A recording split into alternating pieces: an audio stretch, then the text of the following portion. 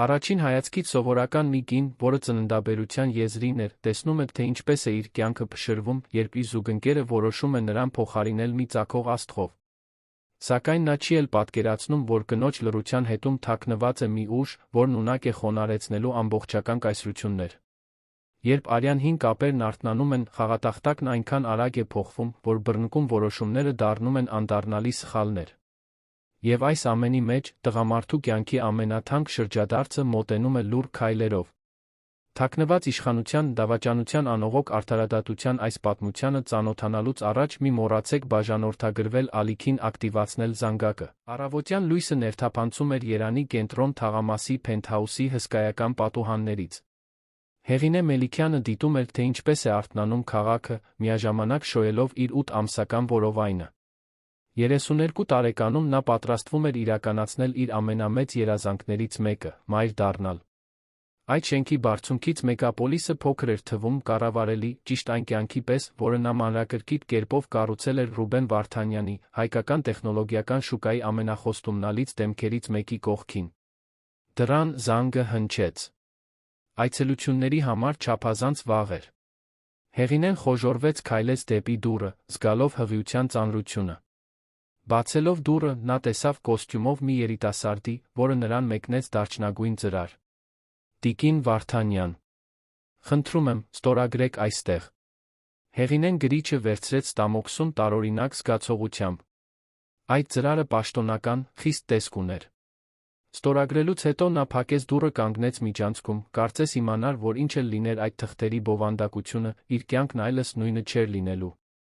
Հյուրասենյակում նա նստեց, բաց գույնի բազմոցին բացեց ծրարը։ Ձեռքերը դողացին, երբ կարդաց առաջին բառերը՝ ամուսնալուծության հայցադիմում։ Ամուսնալուծություն։ Ռուբենը պահանջում էր ամուսնալուծություն, երբ ինքը պատրաստվում էր լույս աշխարհ բերել իրենց առաջնեկին։ Թեյի բաժակը, որ Հեղինեն բռնել էր, ծահեց մատների միջից, թափվելով պարսկական գորգի վրա։ Բայց ոչ թե բիծը նրան անհանգստացրեց, այլ այն փոքրիկ բացիկը, որն ընկավ ծրարից իրավաբանական փաստաթղթերի հետ միասին։ Ռուբենի ձեռագրով գրված բացիկ։ Հեղինե, հավատում եմ, որ մենք կարող ենք քաղաքակիրթ լուծել այս հարցը։ Իմ փաստաբանն արդեն առատաձեռն համաձայնագիր է պատրաստել։ Վերջին ամիսներին ես հասկացա, որ մենք տարբեր ճանապարհներով ենք գնում։ Հուսով եմ, կհասկանաս։ Հեռախոսը զանգեց։ Անին էր, նրա միակ իսկական ընկերուհին, Երանում ժամանակակից արվեստի թանգարանի աշխատակիցը, որտեղ Հեղինեն աշխատում էր որպես համադրող։ Հեղինե, աստղային կյանքի այսօրվա համարը տեսել ես։ Անիի ձայնը տագնապալի էր թվում։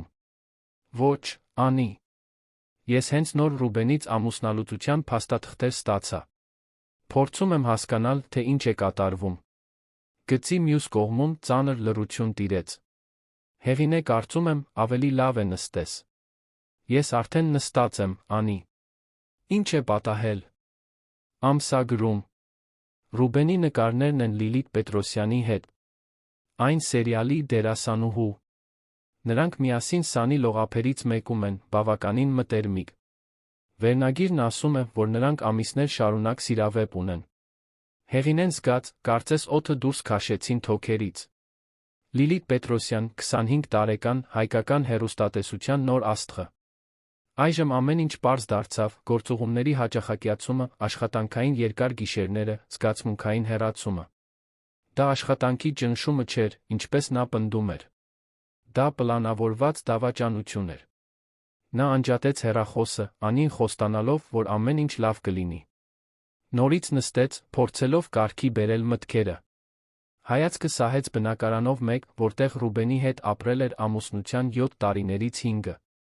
Ճամփորդությունների լուսանկարները, փոխանակված նվերները, մանկասենյակի պլանները։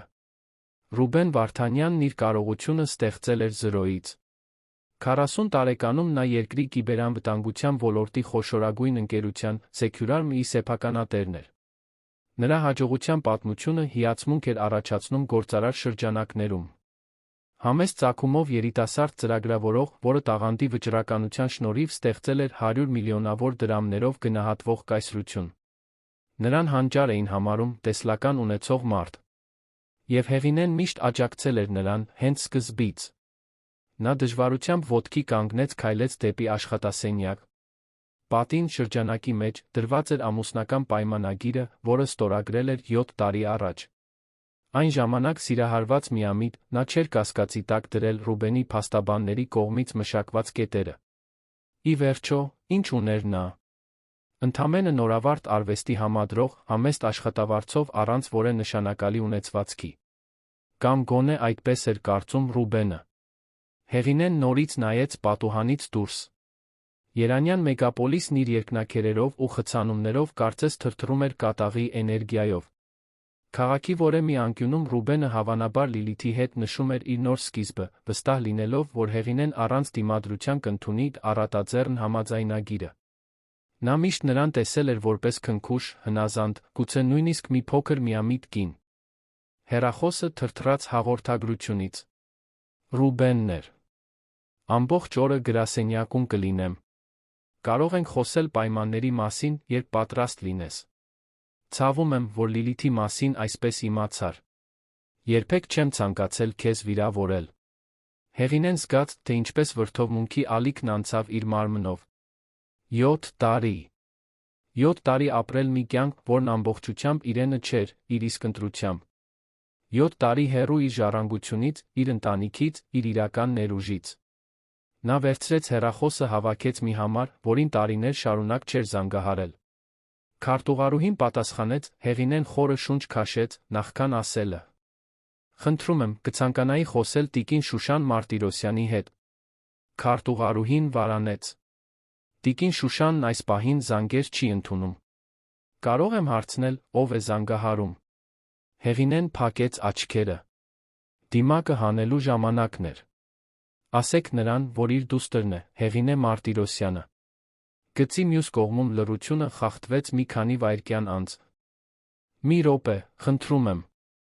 Սպասելիս Հեղինեն մտորում էր։ 7 տարի առաջ նա հրաժարվել էր Մարտիրոսյան ազգանունից այն ամբողջ բեռից, որ այն կրում էր։ Շուշան Մարտիրոսյանի Մարտիրոսյան գրուպի մայրիշխանի դուստրը, որը տարածաշրջանի խոշորագույն մետաղաձուլական արդյունաբերություններից մեկն էր, միլիարդավոր դրամների տարեկան շրջանառությամբ։ Հեղինեն ընտրել էր այլ ճանապարհ, հեռու իշխանության համար պայքարից, ճնշող պարտականություններից, անհնարին սպասելիքներից։ Ռուբենին հանդիպել էր արվեստի ցուցահանդեսում։ Նա չգիտեր, թե ով է ինքն իրականում, նա գերադասել էր այդպես էլ թողնել։ Ցանկանում էր, որ իրեն սիրեն նրա համար, ինչ ինքն է, ոչ թե իր ազգանվան կամ կարողության։ Հավատում էր, որ գտել է մի զուգընկերոջ, որը գնահատում է իրեն իր որակների, ոչ թե իր ունեցվածքի համար։ Որքան էր նա սխալվում։ Հեղինե։ Շուշան Մարտիրոսյանի ձայնը հաստատուն հնչեց, չնայած իր 70 տարիքին։ Մամ, պատասխանեց Հեղինեն, զգալով, որ ձայնը խեղդվում է։ Ինձ քո օգնությունն է պետք։ Շուշանը չվարանեց։ Որտեղ ես։ Հենց հիմա մարդ եմ ուղարկում քո հետից։ Հեղինեն վերջին անգամ նայեց սեղանի վրա դրված ամուսնալուծության փաստաթղթերին։ Ռուբեն Վարդանյանը գաղափար անգամ չուներ, թե ինչ էր նա հենց նոր արթնացրել։ Նա շուտով կբացահայտեր, որ այդ հարաբերություններում միակ ռազմավարը ինքը չէր։ Ես տուն եմ գալիս, մամ, ասաց Հեղինեն, զգալով, թե ինչպես է իր մեջ արթնանում հին ուժը։ Ես վերջապես տուն եմ վերադառնում։ Մարտիրոսյանների ընտանեկան ուղղաթիռը վայրեջք կատարեց Վահագնի թաղամասի շքեղ առանձնատան ուղղաթիռային հրապարակում։ Հեղինեն դիտում էր 10,000 քառակուսի մետր տարածքով կալվածքը, որը 2 տասնամյակ իր տունն էր եղել։ Խնամքով մշակված այգիները, նեոդասական ճարտարապետությունը, պատուհանները, որոնք արտացոլում էին կեսօրվա առը, ամեն ինչ ճիշտ այնպես էր, ինչպես նա հիշում էր։ Երբ պտուտակները լռեցին, Հեղինեն մուտքի մոտ կանգնած մի էլեգանտ կերպար տեսավ։ Շուշան Մարտիրոսյանը չվազեց դստերը գրկելու, ինչպես կաներ սովորական մայրը տարիների բաժանումից հետո։ Նա ուղիղ կանգնած էր, պողպատից քանդակված արձանի պես, դիտելով, թե ինչպես է Հեղինեն օդաչուի օգնությամբ իջնում ուղղաթիռից։ Դուստրս, ասաց նա վերջապես, բացելով գիրկը, երբ Հեղինեն մոտեցավ։ Գրկախառնությունը կարճ էր, բայց լի իմաստներով։ Հեղինեն զգաց իր մոր մշտական թանկարժեք օծանելիքի բույրը, մի բույր, որը վերադարձնում էր մանկության հիշողություններ, դասեր իշխանության պատասխանատվության մասին։ Դու հիասքանչ տեսք ունես, մեկնաբանեց Շուշանը, հետ քաշվելով նրան ավելի լավ զննելու համար։ Հայացքը կանգ առավ նրա ուռուցիկ որովայնի վրա։ Եվ տեսնում եմ, որ շուտով տատիկ եմ դառնալու։ Հեղինեն գլխով արեց, զգալով, որ զգացմունքները սրվել են։ Տղա է։ Մի քանի շաբաթ է մնացել։ Շուշանը ժպտաց, զուսպ ժպիտ, որը չէր հասնում աչքերին։ Արի ներս մտնենք։ Շատ բան ունենք խոսելու, դու պետք է հանգստանաս։ Առանձնատան ներսը ավանդույթի ժամանակակիցի խառնուրդ էր։ Արվեստի արժեքավոր գործերը տեղ էին գտել Մարտիրոսյանների սերունդների լուսանկարների կողքին։ Հեղինեն մատները սահեցրեց իր 16 տարեկանի դիմանկարի վրայով, որտեղ նա կանգնած էր իր պապի, կայսրության հիմնադիր Ավագ Մարտիրոսյանի կողքին։ Պապդ կհպարտանար քեզնով, մեկնաբանեց Շուշանը, դիտելով դստեր ժեստը։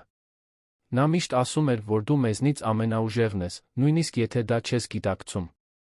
Հեղինեն շրջվեց դեպի մայրը, զգալով մեղքի զգացում։ Ներիր, որ այդպես հեռացա։ Շուշանը ձեռքով արամարական շարժում արեց։ Դու պետք է գտնեիր քո ճանապարհը։ Ես դա հասկանում էի, նույնիսկ եթե համաձայն չէի քո մեթոդների հետ։ Նա ցույց տվեց, որ նստեն գլխավոր հյուրասենյակում։ Հիմա պատմիր ինձ այն մարդու մասին, որը հանդգնեց լքել իմ հղի դստերը։ Հեղինեն խորը շունչ քաշեց։ Հաջորդ 2 ժամվա ընթացքում նա պատմեց Ռուբեն Վարդանյանի հետ իր կյանքի մասին։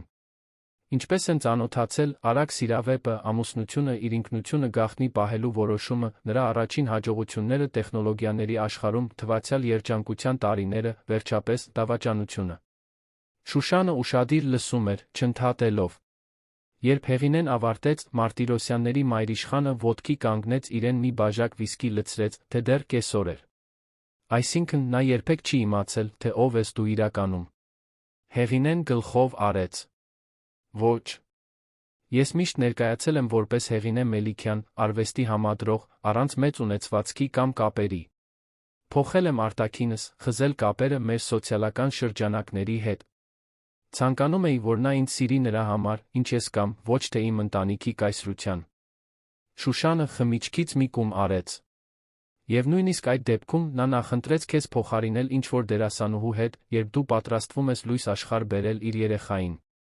Նա բաժակը դրեց սեղանին։ Երեխա, որը, պետք է հիշեցնեմ, Մարտիրոսյան պողպատի տարածաշրջանի խոշորագույն պողպատ արտադրողի ժառանգն է։ Հեղինեն զգաց, թե ինչպես սարսուռն անցավ իր մարմնով։ Տարօրինակ էր դա բարձրաձայն լսելը։ 7 տարի նա ապրել էր որպես սովորական մարդ, համեստ աշխատավարձով, ամուսնու կողմից ֆինանսավորվող բնակարանով, սոցիալական կյանքով, որը սահմանափակված էր նրա շրջապատով։ Այժմ մի քանի ժամվա ընթացքում նա վերադարձել էր միլիարդավոր դրամների կորպորացիաների, հարյուրամյա ժառանգությունների անսահման պարտականությունների աշխարհ։ Մենք ռեսուրսներ ունենք, Հեղինե, շարունակեց Շուշանը, նորից նստելով։ Ռեսուրսներ, որոնց մասին քո ամուսինը նույնիսկ պատկերացնել չի կարող։ Ինչ ես ուզում անել։ Հեղինեն մտածեց հարցի շուրջ։ Ինչ էր նա ուզում։ Վրեժ։ Արդարություն։ Պաշտպանություն իր երեխայի համար։ Գուցե այս բոլոր տարրերը միասին։ Նախ, պետք է հստակ հասկանամ նրա ֆինանսական վիճակը։ Գիտեմ, որ սեքյուրարմը շատ է աճել վերջին տարիներին, բայց տպավորություն ունեմ, որ Ռուբենը վաղուց ինձնից տեղեկություններ է թաքցնում։ Շուշանը ժպտաց, մի ժպիտ, որը Հեղինեն լավ գիտեր, նույնը, որը նա ցուցադրում էր բազմամիլիոնանոց գործարքներ կնքելուց առաջ։ Դա խնդիր չի լինի։ Իրականում, մենք նրա ընկերության մասին ավելի շատ տեղեկություններ ունենք, քան նա պատկերացնում է։ Հեղինեն զարմացած խոժոռվեց։ Շուշանը սենյակի անկյունում համեստորեն սպասող սպասուհուն ժեստ արեց։ Մի քանի րոպե անց կինը վերադարձավ փաստաթղթերի թղթապանակով, որը հանձնեց մայրիշխանին։ Երբ դու ամուսնացար, ես հարգեցի Մարտիրոսյան ազգանունից հեռանալու քո որոշումը։ Հարգեցի պարզ կյանքով ապրելու քո ցանկությունը, հեռու այն ուշադրությունից, որը մեր ընտանիքը գրավում է, սկսեց Շուշանը, բացելով թղթապանակը։ Բայց դա չի նշանակում, որ ես իմ միակ դստերը լիովին անպաշտպան կթողնեի։ Հեղինեն թերթեց փաստաթղթերը, աչքերը հետզհետե լայնանում էին։ Ֆինանսական հաշվետվություններ, շուկայի վերլուծություններ, աճի կանխատեսումներ, ամեն ինչ սեքյուրարմի մասին։ Մարտիրոսյան գրուպն արդեն տիրապետում է քո ամուսնու ընկերության բաժնետոմսերի 41%-ին, բացահայտեց Շուշանը, աչքերում փայլով։ Ձեռք են բերվել աստիճանաբար, վերջին 5 տարիների ընթացքում, տարբեր դուստր ձեռնարկությունների ներդրումային հիմնադրամների միջոցով, որպեսզի կասկածներ չառաջանան։ Հեղինեն ապշած հայացքը բարձրացրեց փաստաթղթերից։ Ինչու երբեք ինձ չես ասել։ Որովհետև դու ընտրեցիր դուրս գալ այս աշխարհից։ Ընտրեցիր չիմանալ։ Շուշանը վիսկիից մի կում արեց։ Բայց միշտ գիտեի, որ մի օր քեզ կարող է պետք գալ այս տեղեկությունը։ Եվ այդ օրը եկավ։ Հեղինեն շարունակեց զննել հաշվետվությունները։ Սեքյուրարմը Ռուբենի հպարտությունը, նրա ստեղծագործությունը, նրա ժառանգությունը արդեն մասամբ Մարտիրոսյանների ձեռքում էր։ Եվ նա անգամ չգիտեր։ Սա դեռ ամենը չէ, շարունակեց Շուշանը, թղթապանակից հանելով մեկ այլ փաստաթղթերի խումբ։ Հանձնարարել եմ հետաքննել նրա անձնական ֆինանսները վերջին 2 տարիների ընթացքում։ Դու պետք է սա տեսնես։ Հեղինեն դողացող ձեռքերով վերցրեց թղթերը։ Կրեդիտ քարտերի քաղվածքներ, բանկային փոխանցումներ, ճամփորդությունների գրանցումներ։ Նրա աչքերի առաջ մի պատմություն սկսեց ձևավորվել, շքեղ հյուրանոցներում մնալը, թանկարժեք ոսկեղեն, բացառիկ ռեստորաններ։ Ամեն ինչ այն ամսաթվերին, որոնք համընկնում էին Ռուբենի ենթադրյալ գործուղումների հետ։ Նա ընկերության միջոցներն օգտագործում էր այդ դերասանուհու հետ հանդիպումները ֆինանսավորելու համար, եզրակացրեց Շուշանը, բարձրաձայնելով այն, ինչ Հեղինեն հենց նոր էր հասկացել։ Կորպորատիվ միջոցների ոչ նպատակային օգտագործում։ Սա կարող է լուրջ խնդիր դառնալ նրա համար, եթե հասնի մյուս բաժնետերերի կամ հարկային մարմինների ականջին։ Հեղինեն զգաց զայրույթի տխրության խառնուրդ։ Ռուբենը ոչ միայն զգացմունքային դավաճանություն էր գործել, այլ վտանգել էր սեփական ընկերության ֆինանսական ամբողջականությունը, իր արտամուսնական կապը պահպանելու համար։ Իսկ ամուսնական պայմանագիրը, հարցրեց Հեղինեն, հիշելով 7 տարի առաջ ստորագրած փաստաթուղթը։ Շուշանը նորից ժպտաց, բայց այս անգամ նրա ժպիտի մեջ գիշատչի ինչ-որ բան կար։ Կեղծ ինքնության տակ կնքված պայմանագիրը, մեղմ ասած, կասկածելի պայմանագիր է։ Բացի այդ, նա թաքցրել է ակտիվներ, ինչը կանվավերացներ մի քանի կետեր։ Մենք բավարար փաստարկներ ունենք այն ամբողջությամբ չեղյալ հայտարարելու համար, եթե անհրաժեշտ լինի։ Մոր դստեր միջ լռություն տիրեց։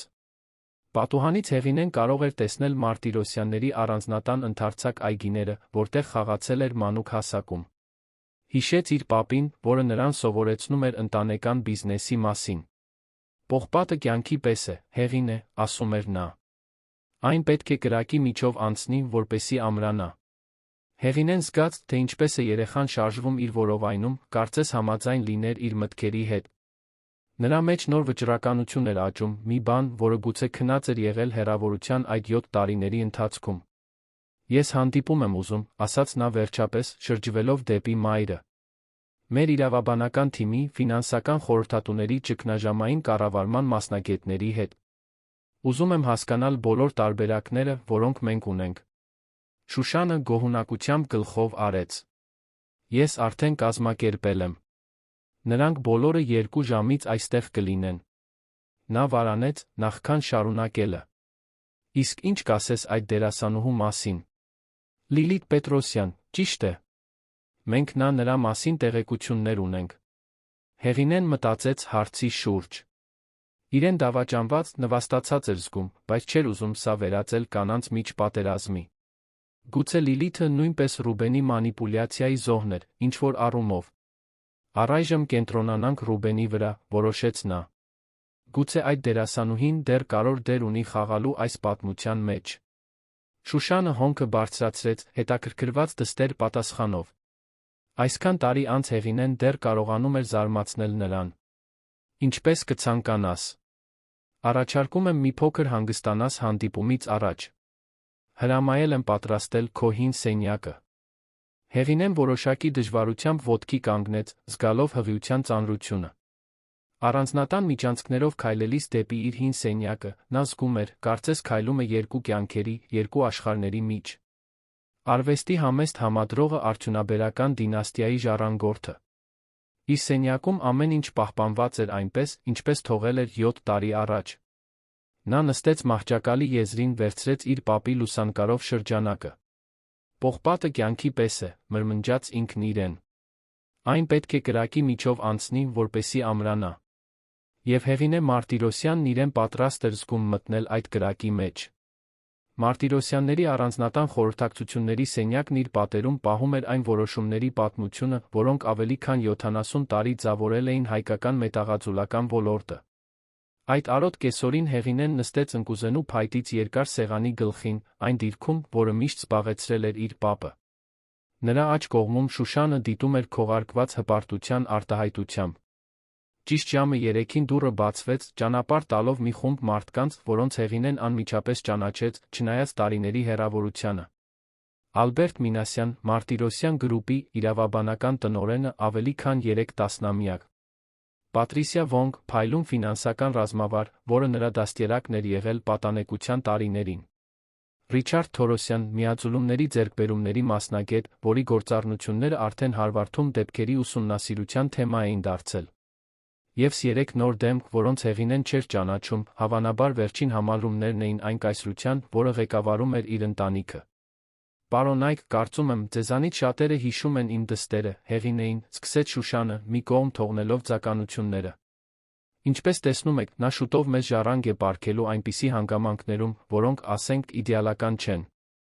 Ներկաների հայացքները հարգալից կանգ առան Հեղինեի որովայնի վրա, ոմանք սիրալիր ժպիտներով, մյուսները անկեղծ անհանգստության արտահայտությամբ։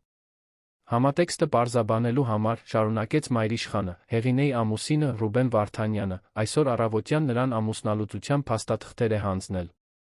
Նա ցանկանում է դադարեցնել ամուսնությունը, որպեսզի հրապարակայնորեն ստանձնի հարաբերություններ հեռուստատեսային դերասանուհու հետ։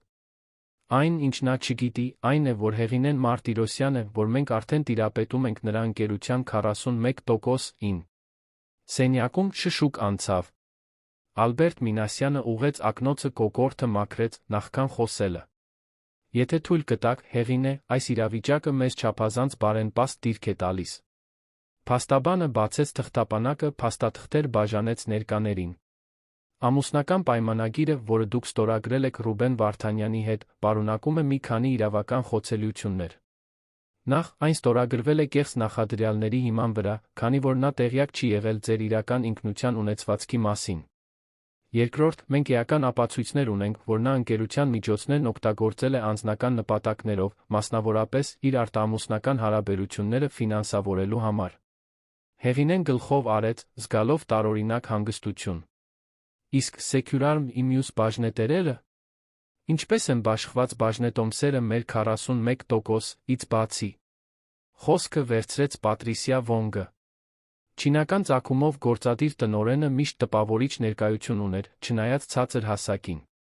Ռուբենը տիրապետում է 35%-ին։ Մնացած 24%-ը բաշխված է ավելի փոքր ներդրողների որոշ վենչուրային կապիտալի հիմնադրամների միջ։ Հետաքրքիրն այն է, որ վերջին 3 եռամսյակների ընթացքում Ռուբենը փորձել է զգուշորեն ավելացնել իր մասնաբաժինը, շուկայականից բարձր գներ առաջարկելով փոքր բաժնետերերին։ Մեր հետախուզական թիմը կարծում է, որ նա հող է նախապատրաստում ընկերությունը ամերիկյան կոնգլոմերատին հնարավոր վաճառքի համար։ Այս տեղեկությունը զարմացրեց Հեղինեին։ Վաճառք։ Բայց Securarm-ը միշտ նրա կյանքի նախագիծն է եղել։ Նա ինձ ասում էր, որ երբեք չի վաճառի, որ ուզում է ժառանգություն կառուցել մեր երեխաների համար։ Ռիչարդ Թորոսյանը, որը մինչ այդ լուռ էր մնացել, թեքվեց սեղանի վրա։ Մարդիկ փոխվում են, Հեղինե։ Կամ գուցե նա երբեք այն չի եղել, ինչ դու կարծում էիր։ Մեր աղբյուրները նշում են, որ նա արդեն առաջադեմ բանակցությունների մեջ է ԱՄՆ-ի Tech Global-ի հետ։ Նրանք առաջարկել են մի քանի $100 միլիոն Securarm-ի համար։ Գայթակղիչ առաջարկ, նույնիսկ Ռուբեն Վարդանյանի էքոյով մեկի համար։ Հեղինեն ցավ զգաց որովայնում խորը շունչ քաշեց։ Այսքան սուտ, խաբեության այսքան շերտեր։ Նա մտածեց, թե որքան ժամանակ է Ռուբենը պլանավորում այս ամենը, ամուսնալուծությունը, նոր հարաբերությունները, ընկերության վաճառքը։ Հնարավոր է, որ իրենց ամբողջ ամուսնությունը կեղծիք էր։ Իսկ դերասանուհու մասին հարցրեց Հեղինեն, փորձելով ձայնը հաստատուն պահել։ Լիլիթ Պետրոսյան։ Ինչ գիտենք նրա մասին։ Սեղանի նոր դեմքերից մեկը, մուգ մազերով ուշադիր հայացքով երիտասարդ կին, բացեց իր նոթբուքը, տեղեկություններ ցուցադրեց պատի էկրանին։ Լիլիթ Պետրոսյան, 25 տարեկան։ Armenia TV-ի ծագող աստղ, ներկայումս գլխավոր դերասանական կազմում է երեկոյան սերիալում։ Տաղանդավոր, հավակնոտ, մինչ այժմ լավ համբավով ոլորտում։ Կինը դադար տվեց։ Սկսել է հանդիպել Ռուբենի հետ մոտավորապես 8 ամիս առաջ տեխնոլոգիական միջոցառման ժամանակ, որտեղ նա գովազդային դեմք էր։ Ինչպես կարողացանք պարզել, նա խոստացել է օգնել նրան կապեր հաստատել Հոլիվուդում ֆինանսավորել անկախ ֆիլմեր, որտեղ նա կլինի գլխավոր դերում։ Նա գնում է նրան կարիերայի խոստումներով, մեկնաբանեց Հեղինեն, ավելի շատ խղճահարություն զգալով, քան զայրույթ երիտասարդ դերասանուհու նկատմամբ։ Եվ թանկարժեք նվերներով, ավելացրեց կինը, ցույց տալով կորպորատիվ քարտերի քաղվածքներ, շքեղ ոսկերչական խանութներում կատարված գնումներով։ Այս Cartier ապարանջանը, օրինակ, արժեցել է մի քանի միլիոն դրամ գրանցվել է որպես նվեր գործընկերոջը։ Շուշանը, որը լուր դիտում էր, վերջապես խոսեց. Այժմ հարցն այն է, թե ինչի ենք ուզում հասնել այս իրավիճակում։ Ուզում ենք պատժել Ռուբենին։ Պաշտպանել Հեղինեի իմ թոռան ունեցվածքը։ Վերահսկողություն հաստատել Secure Me-ի վրա։ Խորհրդածական լռություն տիրեց սենյակում։ Հեղինեն նայեց սեղանի շուրջ նստած յուրաքանչյուր դեմքի, գնահատելով տարբերակները, հաշվարկելով հետանքները։ Կարծես նրա մի մասը, որը քնած էր 7 տարի, հանկարծ արթնացավ։ Ես ամեն ինչ եմ ուզում, պատասխանեց նա վերջապես։ Ուզում եմ պաշտպանել իմ որդուն, ուզում եմ վերահսկողություն հաստատել այն ընկերության վրա, որը ես օգնել եմ Ռուբենին կառուցել իմ աջակցությամբ զոհողությամբ, ուզում եմ, որ նա հստակ հասկանա իր գործած սխալը։ Նա դադար տվեց, կարգի բերելով մտքերը։ Բայց ես չեմ ուզում նրան ոչնչացնել։ Ես վրեժ չեմ ուզում։ Ես արդարություն եմ ուզում։ Ալբերտ Մինասյանը հավանության նշանով գլխով արեց։ Այդ դեպքում ես առաջարկում եմ եռակողմ մոտեցում։ Նախ, առայժմ անտեսում ենք ամուսնալուծության փաստաթղթերը, ժամանակ շահելու համար։ Երկրորդ, հրավիրում ենք Secure Me-ի բաժնետերերի արտահերթ ժողով, բացահայտելով մեր դիրքը որպես խոշորագույն բաժնետերեր։ Երրորդ, Ռուբենին ներկայացնում ենք նրա բաժնետոմսերը գնելու առաջարկ, արդար գնով, բայց այն պայմանով, որ նա հրաժարվի Tech Global-ին վաճառելու ցանկացած փորձից։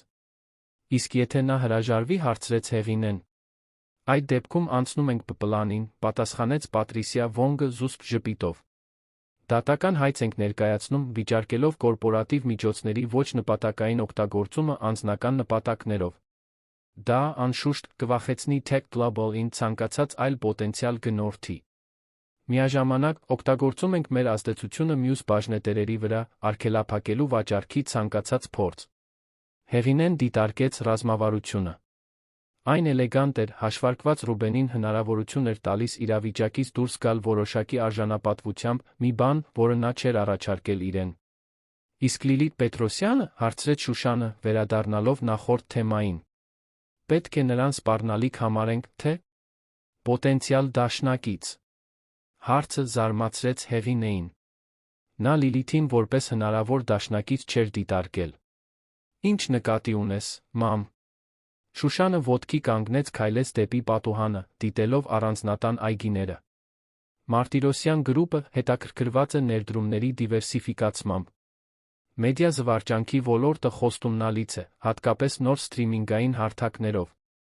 Մենք մտածում էինք ստեղծել տեսալսողական արտադրության ճյուղ, մի բան, որը կմրցակցի ազգային խոշոր պրոդյուսերական ընկերությունների հետ։ Հեղինեն սկսեց հասկանալ, թե ուր է տանում մայրը։ Եվ դու առաջարկում ես Լիլիթին պաշտոն առաջարկել այս նոր ձեռնարկությունում։ Նրան Ռուբենից հեռացնել, առաջարկելով այն, ինչ նա խոստացել էր, բայց երբեք իրականում չէր կարող տալ։ Շուշանը շրջվեց դեպի դուստրը, մի ժպիտով, որը խառնում էր հպարտությունն ու հավանությունը։ Ճիշտ այդպես։ Նրա պես տաղանդավոր դերասանուհին, հավանաբար, ավելի շատ բանի մասին է երազում, քան պարզապես գործարարի համար գավաթ լինելը։ Եթե մենք առաջարկենք ստեղծագործական ինքնավարություն, զգալի բյուջե նշանակալի նախագծեր ղեկավարելու հնարավորություն։ Նա շատ բան կունենա կորցնելու Ռուբենի հետ մնալով, ավարտեց Հեղինեն, հիանալով մոր ռազմավարական խորաթափանցությամբ, նույնիսկ այս աշխարհից այդքան տարի հեռու մնալուց հետո։ Հանդիպումը շարունակվեց 2 ժամ։ Մանրամասները մանրակրկիտ քննարկվեցին, սցենարներ կանխատեսվեցին, Ռուբենի յուրաքանչյուր հնարավոր արձագանքի համար պատասխաններ պատրաստվեցին։ Երբ բոլորը լքեցին սենյակը, մնացին միայն Հեղինեն Շուշանը։ Դու երբեք չես կորցրել հոտառություն, մեկնաբանեց մայրիշխանը, նոր հարգանքով դիտելով դստերը։ 7 տարի հեռու ընտանեկան բիզնից, այնուամենայնիվ, այս հանդիպումը վարեցիր այնպես, կարծես երբեք չես հեռացել։ Հեղինեն հոգոց հանեց, զգալով իր կայացրած որոշումների ծանրությունը։ Գուցե Մարտիրոսյանների արյունն ավելի ուժեղ է, քան ես կարծում էի։ Շուշանը մոտեցավ, ֆիզիկական քնքշության հազվագյուտ ժեստով, ձեռքը դրեց դստեր ուսին։ Պապդ սովորաբար ասում էր, որ մեր բիզնեսը ոչ թե պողպատն է, այլ ապագայի տեսլականը։ Պողպատը ընդամենը միջոց էր։ Դու միշտ ունեցել ես այդ տեսլականը, Հեղինե։ Միշտ տեսել ես այն, ինչ քո աչքի առաջ չէ։ Բացի Ռուբենից, պատասխանեց Հեղինեն դառնության երանգով։ Մենք բոլորս էլ կույր կետեր ունենք, երբ խոսքը սրտին է վերաբերում, փիլիսոփայեց Շուշանը։ Կարևորն այն է, թե ինչ ենք անում, երբ վարագույրն ընկնում է մեր աչքերից։ Հեղինեի հեռախոսը թրթռաց։ Ռուբենից հաղորդագրություն։ Հեղինե, անհանգստացած եմ։ Ամբողջ օրը չկաս։ Խնդրում եմ, տեղյակ պահիր, եթե լավ ես։ Պետք է խոսենք այսօր առավոտյան ուղարկածս փաստաթղթերի մասին։ Հեղինեն հաղորդագրությունը ցույց տվեց մորը, որը ի պատասխան հոնքը բարձրացրեց։ Նա գաղափար անգամ չունի, թե ինչ փոթորիկ է սպասվում, այնպես չէ։ Ոչ, հաստատեց Հեղինեն, հեռախոսը դնելով առանց հաղորդագրությանը պատասխանելու։ Եվ առայժմ այդպես էլ պետք է լինի։ Անակնկալի տարրը մեր ամենամեծ առավելությունն է։ Խորհրդակցությունների սենյակից դուրս գալիս Հեղինեն զգաց, թե ինչպես է երեխան ուժգին շարժվում իր որովայնում։ Ձեռքը դրեց որովայնին, կարծես հանգստացնում էր իր մեջ աճող փոքրիկ էակին։ Ամեն ինչ լավ է, շշնջաց նա։ Մայրիկը հոգ է տանում ամեն ինչի մասին։ Շուշանը ժպիտով դիտեց ժեստը։ Նա իսկական Մարտիրոսյան կլինի։ Այո, համաձայնեց Հեղինեն, իր նպատակի մեջ նոր վստահություն զգալով։ Նա կունենա երկու աշխարհների լավագույնը։ Այն զգայունությունը, որը ես մշակել եմ այստեղից հեռու անցկացրած տարիներին, այն ուժը, որը հոսում է մեր ընտանիքի արյան մեջ։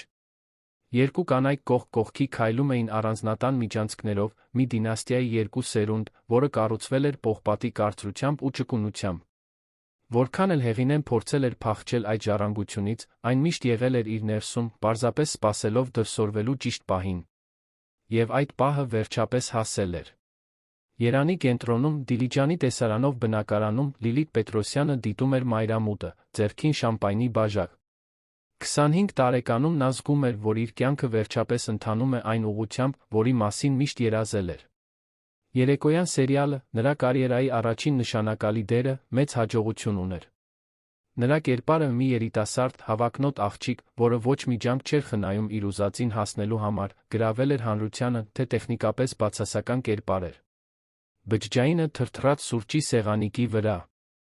Ռուբենից հաղորդագրություն էր։ Պետք է խոսենք։ Իրադարձություններն ավելի արագ են զարգանում, քան մենք պլանավորել էինք։ Լիլիթը խոժոռվեց։ Դա այն հաղորդագրությունը չէր, որ սպասում էր ստանալ այդ երեկո։ Նա ավելի ռոմանտիկ բան էր պատկերացրել, գուցե ընթրիքի հրավեր կամ կրքոտ խոստովանություն։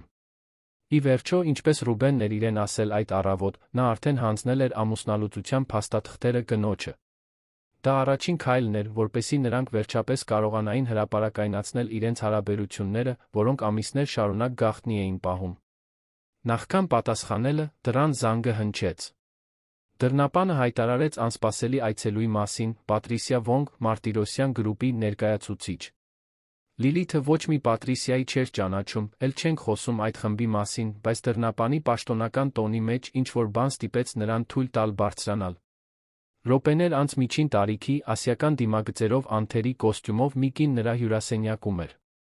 Պատրիսիա Վոնգն ուներ մի ներկայություն, որն անմիջապես ուշադրություն էր պահանջում, իշխանության զուսպ էլեգանտության խառնուրդ։ Օրիորդ Պետրոսյան, շնորհակալ եմ առանց նախազգուշացման ինձ ընդունելու համար, սկսեց նա քաղաքավարի կերպով մերժելով խմիչքի առաջարկը։ Ես այստեղ եմ ներկայացնելու Մարտիրոսյան գրուպը, տարածաշրջանի խոշորագույն արդյունաբերական կոնգլոմերատներից մեկը։ Մասնավորապես, եկել եմ Հեղինե Մարտիրոսյանի խնդրանքով։ Լիլիթը սարսուռ զգաց։ Հեղինե՞, նկատի ունեք։ Ռուբենի կինը։ Պատրիսյան թեթակի ժպտաց։ Ճիշտ այդպես։ Հեղինե Մարտիրոսյան Վարդանյան։ Կամ պարզապես Հեղինե Մելիքյան, ինչպես նա նախընտրում էր հայտնի լինել վերջին 7 տարիների ընթացքում։ Դերասանուհին նստեց, զգալով, որ ոտքերը թուլանում են։ Ինչ-որ շատ սխալ բան էր կատարվում, նա գաղափար անգամ չուներ, թե ինչ։ Չեմ հասկանում։ Ռուբենի կինն ինչ կապ ունի արդյունաբերական խմբի հետ։ Եվ ինչու եք դուք այստեղ, իմ տանը։ Պատրիսիան իր պայուսակից հանեց պլանշետ Լիլիթին ցույց տվեց մի շարք լուսանկարներ։ Հեղինեն ավելի տարիքով կնոջ կողքին, երկուսն էլ տնտեսական թերթերի վերնագրերում։ Հեղինեն ավելի երիտասարդ, բարձր հասարակության միջոցառումներում։ Հեղինեն մետաղաձուլական գործարանի բացմանը։ Հեղինե Մարտիրոսյանը Մարտիրոսյան գրուպի միակ ժառանգն է, մի արդյունաբերական կայսրություն, որը հիմնադրվել է նրա պապի կողմից ավելի քան 70 տարի առաջ։ Ընկերությունն ունի միլիարդավոր դրամների տարեկան շրջանառություն ավելի քան 15,000 աշխատակից։ Նա նախընտրել է հեռանալ այս աշխարհից 7 տարի առաջ, երբ հանդիպել ամուսնացել է Ռուբեն Վարդանյանի հետ։ Լիլիթը նյարդային ծիծաղ արձակեց։ Սա ինչ-որ կատակ է։ Ռուբենն ինձ ասել էր, որ նա թանգարանի համադրող է։ Եվ նա այդպիսին է, հաստատեց Պատրիսյան։ Իր իսկ ընտրությամբ։ Հեղինեն նորմալ կյանք էր ուզում, հեռու այն ճնշումներից, պարտականություններից, որոնք բերում էր իր ազգանունը։ Ցանկանում էր, որ իրեն սիրեն հարգեն իր սեփական արժանինքների, ոչ թե իր հարստության կամ ազդեցության համար։ Դերասանուհին շամպայնից մեծ կում արեց, փորձելով ընկալել տեղեկությունը։ Այսինքն այն պարզ ու անհետաքրքիր կինը, որին Ռուբենը նկարագրում էր իրականում միլիարդատեր կայսրության ժառանգ է։ Պատրիսյան գլխով արեց, պահպանելով չեզոք արտահայտությունը։ Ինչը ինձ բերում է այս խոսակցության երկրորդ մասին։ Հեղինեն տեղյակ է ձեր Ռուբենի հարաբերությունների, ինչպես նա ամուսնությունը դադարեցնելու նրա մտադրության մասին։ Բայց ինչ գիտեք դուք ամուսնալուծությունից հետո նրա պլանների մասին։ Լիլիթը վարանեց, իրեն հանկարծակի բացահայտված զգալով։ Դե նա ասաց, որ մենք հրապարակայնորեն կստանձնենք մեր հարաբերությունները, որ կօգնի ինձ ընդլայնել իմ միջազգային կարիերան։ Նշեց կապեր Լոս Անջելեսում, հնարավոր անկախ ֆիլմեր։ Հասկանալի է, պատասխանեց Պատրիսյան մի տոնով, որը ենթադրում էր, թե նա շատ ավելին է հասկանում, քան Լիլիթը կարող էր պատկերացնել։ Եվ նա նշել է Secure-ը ամերիկյան ընկերությանը վաճառելու մասին։ Հարցը անակնկալի բերեց Լիլիթին։ Վաճառել։ Ոչ, երբեք։ Ընդհակառակը, նա միշտ ասում է, որ ընկերությունն իր ամենամեծ ժառանգությունն է, որ երբեք այն չի վաճառի։ Պատրիսյան իր պլանշետում նշում արեց։ Հետաքրքիր է։ Որովհետև մեր աղբյուրների համաձայն նա առաջադեմ բանակցությունների մեջ է Secure-ը մի քանի $100 միլիոն վաճառելու համար։ Մի գործարք, որը հավանաբար կկնքվեր ամուսնալուծության ավարտից անմիջապես հետո։ Ծանր լռություն տիրեց բնակարանում։ Լիլիթը զգաց, կարծես հատակը բացվում է իր ոտքերի տակ։ Եթե Ռուբենը պլանավորում էր վաճառել ընկերությունն առանց իրեն ասելու, էլ ինչ կարող էր նա թաքցնում լինել։ Ինչու եք ինձ սա պատմում, հարցրեց նա վերջապես, ձայնն ավելի թույլ, քան կցանկանար։ Պատրիսյան պլանշետը մի կողմ դրեց ուղիղ նայեց դերասանուհու աչքերին։ Որովհետև Հեղինե Մարտիրոսյանը, չնայած հանգամանքներին, հավատում է, որ դուք նույնպես կարող եք զոհ լինել այս պատմության մեջ։ Եվ որովհետև նա ձեզ համար առաջարկ ունի։ Երանի ֆինանսական կենտրոնի գրասենյակում Ռուբեն Վարդանյանն ավարտում էր SMEC տեսազանք Tech Global-ի ղեկավարների հետ։ Բանակցություններն ավելի լավ էին ընթանում, քան նա սպասում էր։ Եթե ամեն ինչ պլանավորածի պես գնար, 3 ամսից նա մի քանի $100 միլիոն ավելի հարուստ կլիներ ազատ Լիլիթի հետ իր կյանքը նորից սկսելու համար, հեռու Երանից, գուցե Լոս Անջելեսում կամ Նյու Յորքում։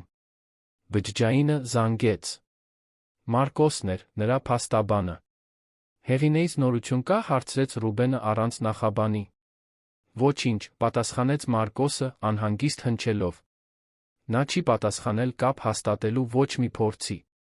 Ձեր բնակարանը դատարկ է թվում, իսկ թանգարանի քարտուղարուհին ասաց, որ նա անժամկետ արձակուրդ է վերցրել։ Ռուբենը խոժոռվեց։ Դա այն պահվածքը չէր, որ սպասում էր Հեղինեից։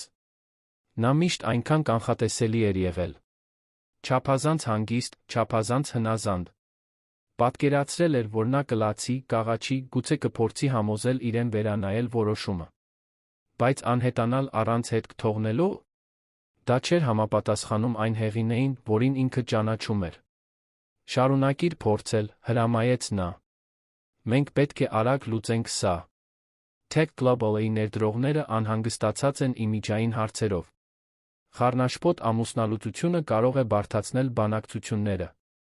Անջատելուց հետո Ռուբենը իր ուշադրությունը կրկին սեռեց համակարգչի էկրանին, որտեղ աղյուսակները մանրամասնում էին ձեռքբերումից հետո ֆինանսական կանխատեսումները։ Նա այնքան էր տարված թվերով, որ գրեթե չնկատեց, երբ իր օգնականը մտավ սենյակ։ Պարոն Վարդանյան, երկրորդ գծի վրա զանգ կա։ Մարտիրոսյան գրուպից են։ Ռուբենը զարմացած հայացքը բարձրացրեց։ Մարտիրոսյան գրուպից։ Մետաղաձուլական ընկերությո՞ւնը։ Այո, պարոն։ Տիկին Շուշան Մարտիրոսյանը կցանկանար անձամբ խոսել ձեզ հետ։ Ռուբենը փորձեց հիշել, թե արդյոք անավարտ գործեր ունի Մարտիրոսյան գրուպի հետ։ Վստահ էր, որ ոչ։ Ինչու պետք է երկրի խոշորագույն արդյունաբերական կայսրություններից մեկի մայրիշխանը զանգահարեր իրեն։ Կպատասխանեմ, որոշեց նա հետաքրքրված։ Վերցրեց հեռախոսը, սեղմեց երկրորդ գծի կոճակը։ Ռուբեն Վարդանյան։ Պարոն Վարդանյան, մյուս կողմի ձայնը հաստատուն էր, թեթ հեգնանքի երանգով։ Շուշան Մարտիրոսյան։ Կցանկանայի ձեզ հրավիրել հանդիպման վաղը, առավոտյան ժամը 10-ին, մեր խմբի գլխամասային գրասենյակում։ Տիկին Մարտիրոսյան, պատիվ է ձեր հրավերն ստանալ, բայց խոստովանում եմ, որ մի փոքր շփոթված եմ։ Չեմ հիշում, որ մենք ընդհանուր գործեր ունենանք։ Գծի մյուս կողմում կարճ լռություն տիրեց, որին հաջորդեց զուսպ ծիծաղ։ Օ, բայց ունենք, պարոն Վարդանյան։ Շատ կարևոր ընդհանուր գործեր ունենք։ Իրականում կարելի է ասել, որ մենք ընտանեկան հետաքրքրություններ ենք կիսում։ Ռուբենը զգաց, թե ինչպես սարսուռ անցավ մարմնով։ Կնոջ ձայնի տոնի մեջ ինչ-որ բան կար, որ նրան անհանգստացնում էր։ Վաղը ժամը 10-ին, ուրեմն, պատասխանեց նա, փորձելով պահպանել հանգստությունը։ Ես այնտեղ կլինեմ։ Հիանալի։ Պարոն Վարդանյան, առաջարկում եմ, որ մենակ գաք։ Որոշ խոսակցություններ ավելի արդյունավետ են, երբ պահվում են նեղ շրջանակներում։ Զանգն ավարտվեց, նախքան Ռուբենը կկարողանար պատասխանել։ Նա անշարժ մնաց, հեռախոսը դեռ ձեռքին, փորձելով վերծանել, թե ինչ էր հենց նոր տեղի ունեցել։ Այն զգացողությունը, որ կորցնում է իրավիճակի վերահսկողությունը, րոպե առ րոպե աճում էր։ Վերադառնալով Լիլիթի բնակարան, Պատրիսիա Վոնգը եզրափակում էր իր առաջարկը։ Մարտիրոսյան գրուպը ընդլայնվում է դեպի մեդիա զվարճանքի ոլորտ։ Մենք պլանավորում ենք ստեղծել պրոդյուսերական ընկերություն, կենտրոնացած որակյալ բովանդակության վրա, առաջիկա 3 տարիների համար սկզբնական բյուջեն կազմելով $50 միլիոն։ Մենք ձեզ, Օրիորդ Պետրոսյան, առաջարկում ենք ստեղծագործական տնօրենի պաշտոնը։ Լիլիթը մի քանի անգամ թարթեց աչքերը, չկարողանալով հավատալ լսածին։ Ստեղծագործական տնօրեն։ Բայց ես դերասանուհի եմ, բովանդակության կառավարման փորձ չունեմ։ Դուք ունեք տաղանդ, գեղարվեստական տեսլական կապեր ոլորտում, պատասխանեց Պատրիսյան։ Ավելի կարևոր է, դուք հասկանում եք, թե ինչ է ուզում տեսնել հանդիսատեսը։ Մնացածը կարելի է սովորել, դուք կունենաք փորձառու թիմ, որը կաջակցի ձեզ։ Իսկ թակարդը ո՞րն է, հարցրեց Լիլիթը, դեռ կասկածամիտ։ Դուք ուզում եք, որ ես դրա դիմաց բաժանվեմ Ռուբենից։ Պատրիսյան թեթակի ժպտաց։ Մենք չենք թելադրում ձեր անձնական կյանքը, Օրիորդ Պետրոսյան։ Բայց բարդ կլիներ, եթե մեր նոր ձեռնարկության առաջին ղեկավարը ռոմանտիկ կապի մեջ լիներ մի մարդու հետ, որը հենց նոր է ամուսնալուծվել խմբի ժառանգորդուհուց, այդպես չէ։ Հատկապես հաշվի առնելով, որ այդ մարդը կարևոր տեղեկություններ է թաքցրել իր կյանքի 2 կանանցից էլ։ Լիլիթը ոտքի կանգնեց, քայլեց դեպի պատուհանը։ Արն արդեն մայր էր մտել, քաղաքի լույսերը սկսում էին կետերով պատել գիշերային տեսարանը։ Նրա միտքը կատաղի աշխատում էր, գնահատելով այլընտրանքները, կշռադատելով հետանքները։ Մի կողմից Ռուբենն էր, իր մեծ խոստումներով, թանկարժեք նվերներով, բայց նա իր նոր բացահայտված ստերով։ Մյուս կողմից մի մասնագիտական հնարավորություն, որը երբեք չէր պատկերացրել, որ հնարավոր է առաջարկված հենց այն կնոջ կողմից, որը տեսականորեն պետք է ատեր իրեն։ Ինչու պետք է Հեղինե Մարտիրոսյանն ինձ համար դա անի, հարցրեց նա վերջապես։ Ես նրա ամուսնու սիրուհին եմ։ Այն կինը, որն օգնեց քանդել նրա ամուսնությունը։ Պատրիսյան ուղեց կեցվածքը, նախքան պատասխանելը։ Հեղինեն ձեզ թշնամի չի համարում, Օրիորդ Պետրոսյան։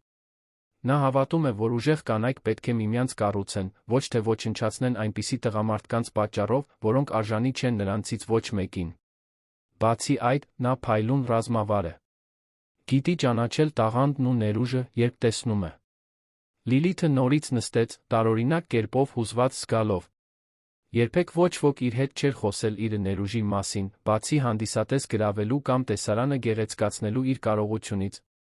Երբ եք պատասխան սպասում։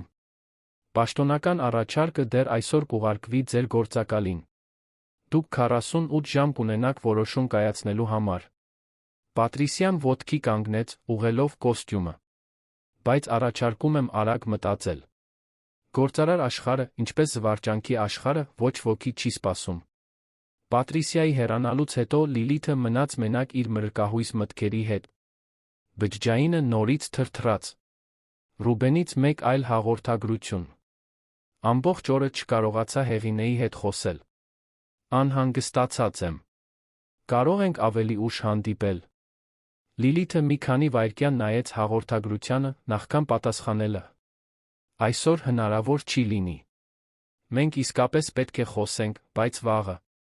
Ես շատ բան ունեմ մտածելու։ Եվ մինչ գիշերն իջնում էր Դիլիջանի երանի վրա, այդ բարդ իշխանական խաղի 3 հիմնական խաղաքարերը՝ Հեղինեն, Ռուբենը, Լիլիթը, պատրաստում էին իրենց հաջորդ քայլերը, յուրաքանչյուրը հավատալով, որ վերահսկում է իրավիճակը, ոչ մեկը լիովին տեղյակ չլինելով ամբողջ խաղատախտակից։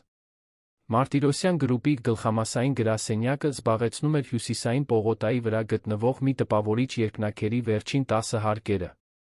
Մտնելով գլխավոր նախասրահ, որն ուներ 15 մետր բարձրությամբ առաստաղ խարտյաշ պողպատով պատված պատեր, Ռուբեն Վարդանյանն իրեն տարօրինակ կերպով փոքր զգաց։ Նա, որը սովոր էր ցանկացած սենյակում ամենակարևոր մարդը լինել, հանկարծ թվում էր պարզապես մեկ այցելու հսկաների տանը։ Պարոն Վարդանյան, նրան ողջունեց արհեստական ժպիտով ընդունարանի աշխատակցուհին։ Տիկին Մարտիրոսյանը ձեզ սպասում է 40 հարկում։ Ահա ձեր այցելուի քարտը։ Բացառիկ վերելակում Ռուբենը փորձում էր կարգի բերել իր մտքերը։ Լարված հետազոտությունների գիշերից հետո նա բացահայտել էր, որ Մարտիրոսյան գրուպը նույնիսկ ավելի հզոր է, քան սկզբում պատկերացնում էր։ Մետաղաձուլական գործարաններից բացի, նրանք ներդրումներ ունեին էներգետիկայի, լոգիստիկայի, վերջերս տեխնոլոգիաների ոլորտում։ Բայց սատանան տանի, ինչ էին նրանք ուզում իրենից։ Եվ ինչ նկատի ուներ Շուշան Մարտիրոսյանը, ընտանեկան ընդհանուր հետաքրքրություններ ասելով։ Վերելակի դռները բացվեցին անմիջապես մի էլեգանտ նախասրահում, որտեղ նրան սպասում էր գործադիր օգնականը։ Այս կողմ, պարոն Վարդանյան։ Նրան ուղեկցեցին մի միջանցքով, որը զարդարված էր ընկերության պատմական լուսանկարներով, առաջին գործարանի բացումը 50 ականներին, հանդիպումներ նախագահների միջազգային պաշտոնյաների հետ, հաջորդական ընդլայնումներ երկրում։ Վերջին լուսանկարում պատկերված էր մի տարեց տղամարդ, երկու կանանց կողքին։ Մեկը, միջին տարիքի, հպարտ կեցվածքով, մի երիտասարդ աղջիկ, որը Ռուբենին անորոշ կերպով ծանոթ էր թվում, թե չէր կարողանում հստակեցնել, թե ինչու։ Երբ խորհրդակցությունների սենյակի դռները բացվեցին, Ռուբենը տեսավ 3 մարդու, նստած հսկայական կլոր սեղանի շուրջ։ Շուշան Մարտիրոսյանը, մայրիշխանը, որին նա ճանաչեց ռեպորտաժներից։ Ալբերտ Մինասյանը, որի անունը երկրի ամենահարգված փաստաբանների շարքում էր։ Եվ, իր բացարձակ զարմանքի համար, Հեղինեն։ Ոչ այն Հեղինեն, որին ինքը ճանաչում էր, արվեստի համադրողը, մեղմ խոսքով զուսպ ժեստերով։ Այս Հեղինեն անթերի կոստյում էր հագել, մազերը էլեգանտ հավաքված էին, կեցվածքը իշխանություն ու վստահություն էր ճառագում։ Բայց ամենացնցողն այն էր, որ նրան տեսնում էր այնտեղ, այդ միջավայրում, կարծես բնականորեն պատկանում էր դրան։ Հեղինե՞։ Հարցը դուրս թռավ նրա շուրթերից, նախքան կկարողանար զսպել այն։ Բարի լույս, Ռուբեն, պատասխանեց նա մի հանգստությամբ, որը նրան էլ ավելի շփոթեցրեց։ Խնդրում եմ, նստիր։ Շատ բան ունենք խոսելու։ Շփոթված Ռուբենը զբաղեցրեց նշված տեղը, ուղիղ Հեղինեի դիմաց։ Նրա աչքերը չէին կարողանում հեռանալ կնոջ ուռուցիկ որովայնից, հիշեցնելով նրան այն որդու մասին, որը շուտով պիտի ծնվեր։ Ենթադրում եմ, որ շփոթված ես, սկսեց Հեղինեն, անմիջապես անցնելով գործին։ Թույլ տուր պարզաբանեմ իրավիճակը։ Իմ լրիվ անունը Հեղինե Մարտիրոսյան է։ Ես Շուշան Մարտիրոսյանի դուստրն եմ, այս խմբի հիմնադիր Ավագ Մարտիրոսյանի թոռնուհին։ 7 տարի առաջ ես նախընտրեցի հեռանալ իմ ընտանիքի անունից պարտականություններից, ավելի պարզ, ավելի իսկական կյանքով ապրելու համար։ Ռուբենը զգաց, կարծես հատակը փլվում է իր ոտքերի տակ։ Դու Մարտիրոսյան ես։ Այս ամբողջ ընթացքում Հեղինեն գլխով արեց. Երբ մենք ծանոթացանք, ես ուզում էի, որ ինձ սիրեն նրա համար, ով ես կամ ոչ թե իմ ազգանվան կամ բանկային հաշվի։ Ես վերցրի տատիկիս օրիորդական ազգանունը Մելիքյան, անկախ կարիերա կառուցեցի որպես համադրող։ Այդ ժամանակ էլ քեզ հանդիպեցի։ Ռուբենը նայեց Հեղինեից Շուշանին, հետո փաստաբանին, փորձելով ընկալել իր հենց նոր բացահայտածի մեծությունը։ Այն կինը, որին պատրաստվում էր լքել, այն կինը, որին պարզ ու հնազանդ էր համարում, երկրի խոշորագույն գործարար կայսրություններից մեկի ժառանգն էր։ Ինչու ես ինձ սա հիմա պատմում, հարցրեց նա, մասամբ վերականգնելով ինքնատիրապետումը։ Որովհետև դու ամուսնալուծության փաստաթղթեր ես հանձնել 8 ամսական հղի կնոջ Ռուբեն, պատասխանեց Շուշան Մարտիրոսյանը, առաջին անգամ խոսելով։ Նրա ձայնը սառցե էր։ Մի կնոջ, որը, ի դեպ, իմ միակ դուստրն ու ժառանգն է։ Ալբերտ Մինասյանը մի թղթապանակ սահեցրեց Ռուբենի ուղղությամբ։ Սրանք Securarm-ի ներկայիս բաժնետիրական դիրքերն են։ Ինչպես տեսնում եք, Մարտիրոսյան գրուպը տիրապետում է ձեր ընկերության բաժնետոմսերի 41%-ին։ Մենք դրանք ձեռք ենք բերել աստիճանաբար, տարբեր հիմնադրամների դուստր ձեռնարկությունների միջոցով, վերջին 5 տարիների ընթացքում։ Ռուբենը դողացող ձեռքերով բացեց թղթապանակը։ Փաստաթղթերը հաստատում էին այն, ինչ անհնարին էր թվում։ Իր ընկերությունը, իր ստեղծագործությունը Մարտիրոսյանների ձեռքում էր, առանց նրա երբեք կասկածելու։ Սա անօրինական է, բողոքեց նա, թե գիտեր, որ այդպես չէ։ Սա շուկայի մանիպուլյացիա է։ Բնավ ոչ, սառնորեն պատասխանեց Հեղինեն։ Դրանք օրինական ձեռքբերումներ էին, շուկայական գնով, պատշաճ կերպով գրանցված։ Այն փաստը, որ դուք ջանք չեք գործադրել հետաքննելու, թե ով է գնում ձեր ընկերության բաժնետոմսերը, ավելին է ասում ձեր կառավարման, քան մեր մարտավարության մասին։ Ռուբենը զգաց, թե ինչպես է տաքության ալիքը բարձրանում իր վզով։ Նա թակարդում էր, դա գիտեր։ Ինչ եք ուզում։ Մենք առաջարկ ունենք, ասաց Հեղինեն, թեթակի թեքվելով սեղանի վրա։ Մարտիրոսյան գրուպը պատրաստ է գնել ձեր բաժնետոմսերը Securarm-ում բոլոր 35%-ը շուկայական արդար գնով։ Դուք այս սենյակից դուրս կգաք որպես հարուստ մարդ, ազատ, ձեր կյանքը շարունակելու համար։ Դրա դիմաց դուք կհրաժարվեք Tech Global-ի հետ ցանկացած բանակցությունից կստորագրեք 5 տարվա չմրցակցելու համաձայնագիր։ Ռուբենը կկոցեց աչքերը։ Որտեղից գիտեք Tech Global-ի մասին։ Հեղինեի շուրթերին գրեթե աննկատ ժպիտ հայտնվեց։ Քիչ բաներ կան, որ մենք չգիտենք, Ռուբեն։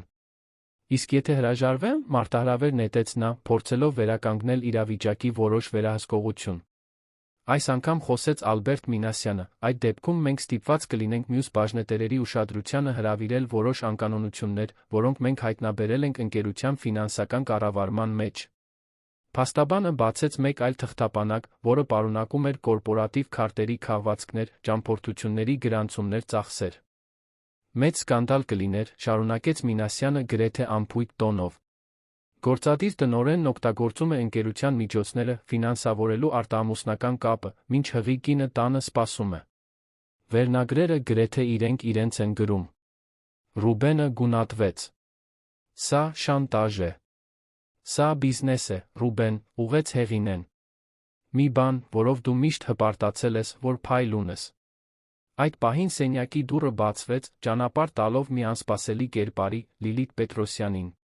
Դերասանուհին մտավ վարանոտ քայլերով, տեսանելիորեն անհարմար, բայց պահպանելով իրեն բնորոշ էլեգանտությունը։ Օրիորդ Պետրոսյան, շնորհակալ եմ մեր հրավերն ընդունելու համար, ողջունեց Շուշանը, աթոռ ցույց տալով։ Խնդրում եմ, միացեք մեզ։ Ռուբենը զգաց, թե ինչպես է արյունը սառչում երակներում։ Լիլիթ, ինչ ես անում այստեղ։ Դերասանուհին նրան նետեց մի հայացք, որը խառնում էր ցավն ու հիասթափությունը։ Ես հրավիրված էի տիկին Մարտիրոսյանի կողմից։ Եվ ի տարբերություն քեզ, Ռուբեն, նա լիովին թափանցիկ էր իր մտադրությունների հարցում։ Հեղինեն հանգիստ արտահայտությամբ շրջվեց դեպի Լիլիթը։ Դուք ձեր որոշումը կայացրել եք, օրիորդ Պետրոսյան։ Լիլիթը գլխով արեց, խուսափելով ուղիղ Ռուբենին նայելուց։ Ես ընդունել եմ Մարտիրոսյան գրուպի նոր մեդիա բաժնի ղեկավարման առաջարկը։ Կսկսեմ հաջորդ ամսվանից, հենց որ սերիալի նկարահանումներն ավարտվեն։ Ռուբենը անհավատալի հայացքով նայեց մի կնոջից մյուսին։ Նրա աշխարհը փլուզվում էր իր աչքերի առաջ, այն ամենը, ինչ նա կարող էր անել, դիտելն էր։ Սա անհեթեթություն է, մրմնջաց նա։ Դուք երկուստ համագործակցում եք։ Ես դա կանվանեի արժեքի փոխադարձ ճանաչում, պատասխանեց Հեղինեն։ Լիլիթը չափազանց տաղանդավոր է, իր ներուժը վատնելու համար, լինելով պարզապես մյուսը ամուսնալուծության սկանդալում։ Նա ավելիին է արժանի։ Մենք բոլորս ավելիին ենք արժանի, քան քեզ նման տղամարդկանց հետ մեր հարաբերություններով սահմանվելը, Ռուբեն։ Լիլիթը վերջապես նայեց Ռուբենին։ Դու ստեցիր մեզ երկուսիս էլ։ Հեղինեին ասում էիր, որ ուշ ես աշխատում, երբ ինձ հետ էիր։ Իսկ ինձ ասում էիր, որ երբեք չես վաճառի Secure-ը, երբ իրականում արդեն բանակցում էիր ամերիկացիների հետ։ Թակարդում հայտնված Ռուբենը վերջին բլեֆի փորձ արեց։ Այս ամենը թատրոն է։ Դուք որե անկանոնության բավարար ապացույցներ չունեք։ Եվ նույնիսկ եթե ունենայիք, ես կարող եմ դրա դեմ պայքարել դատարաններում։ Ես ռեսուրսներ ունեմ։ Շուշան Մարտիրոսյանը կարճ ծիծաղեց, գրեթե ծաղրական։ Ռեսուրսներ։ Մարտիրոսյան գրուպը գոյություն ունի 70 տարի, պարոն Վարդանյան։ Մենք վերապրել ենք բռնապետություններ, աղետալի տնտեսական ծրագրեր, համաշխարհային ճգնաժամեր։ Մենք ունենք երկրի լավագույն փաստաբանները, կապեր բոլոր համապատասխան ոլորտներում, ամենակարևորը՝ ժամանակ համբերություն։ Որքան ժամանակ եք կարծում, որ Tech Global-ը կշարունակի հետաքրքրված լինել ձեր ընկերությամբ, մինչ դուք մեր դեմ պարտված իրավական պայքար եք մղում։ Ծանր լռություն տիրեց սենյակում։ Ռուբենը գիտեր, որ պարտված է։ Նրա բոլոր խնամքով մշակված խարդավանքները, ապագայի բոլոր պլանները հենց նոր փլուզվել էին թղթե տնակի պես։ Որքան եք առաջարկում իմ բաժնետոմսերի համար, հարցրեց նա վերջապես, ձայնը խեղդված վիրավորված հպարտությունից։ Հեղինեն ժեստ արեց Ալբերտ Մինասյանին, որը մի փաստաթուղթ սահեցրեց Ռուբենի ուղղությամբ։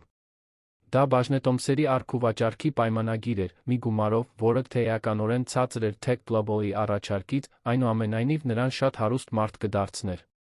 Սա արդար գին է, մեկնաբանեց Հեղինեն։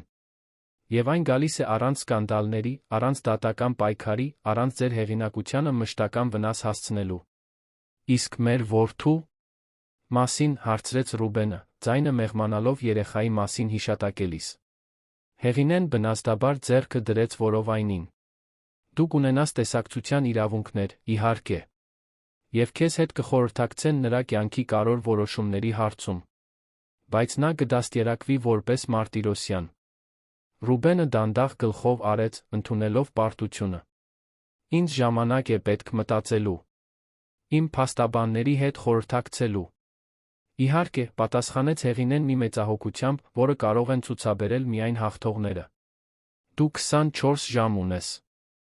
Երբ հանդիպումն ավարտվեց, Ռուբենն առաջինը դուրս եկավ, կարծես հուսահատորեն օդի կարիք ունենար։ Լիլիթը նրան հետեց քիչ անց, խուսափելով վերելակում նրա հետ հանդիպելուց։ Սենյակում մնացին միայն Հեղինեն, Շուշանը, Ալբերտ Մինասյանը։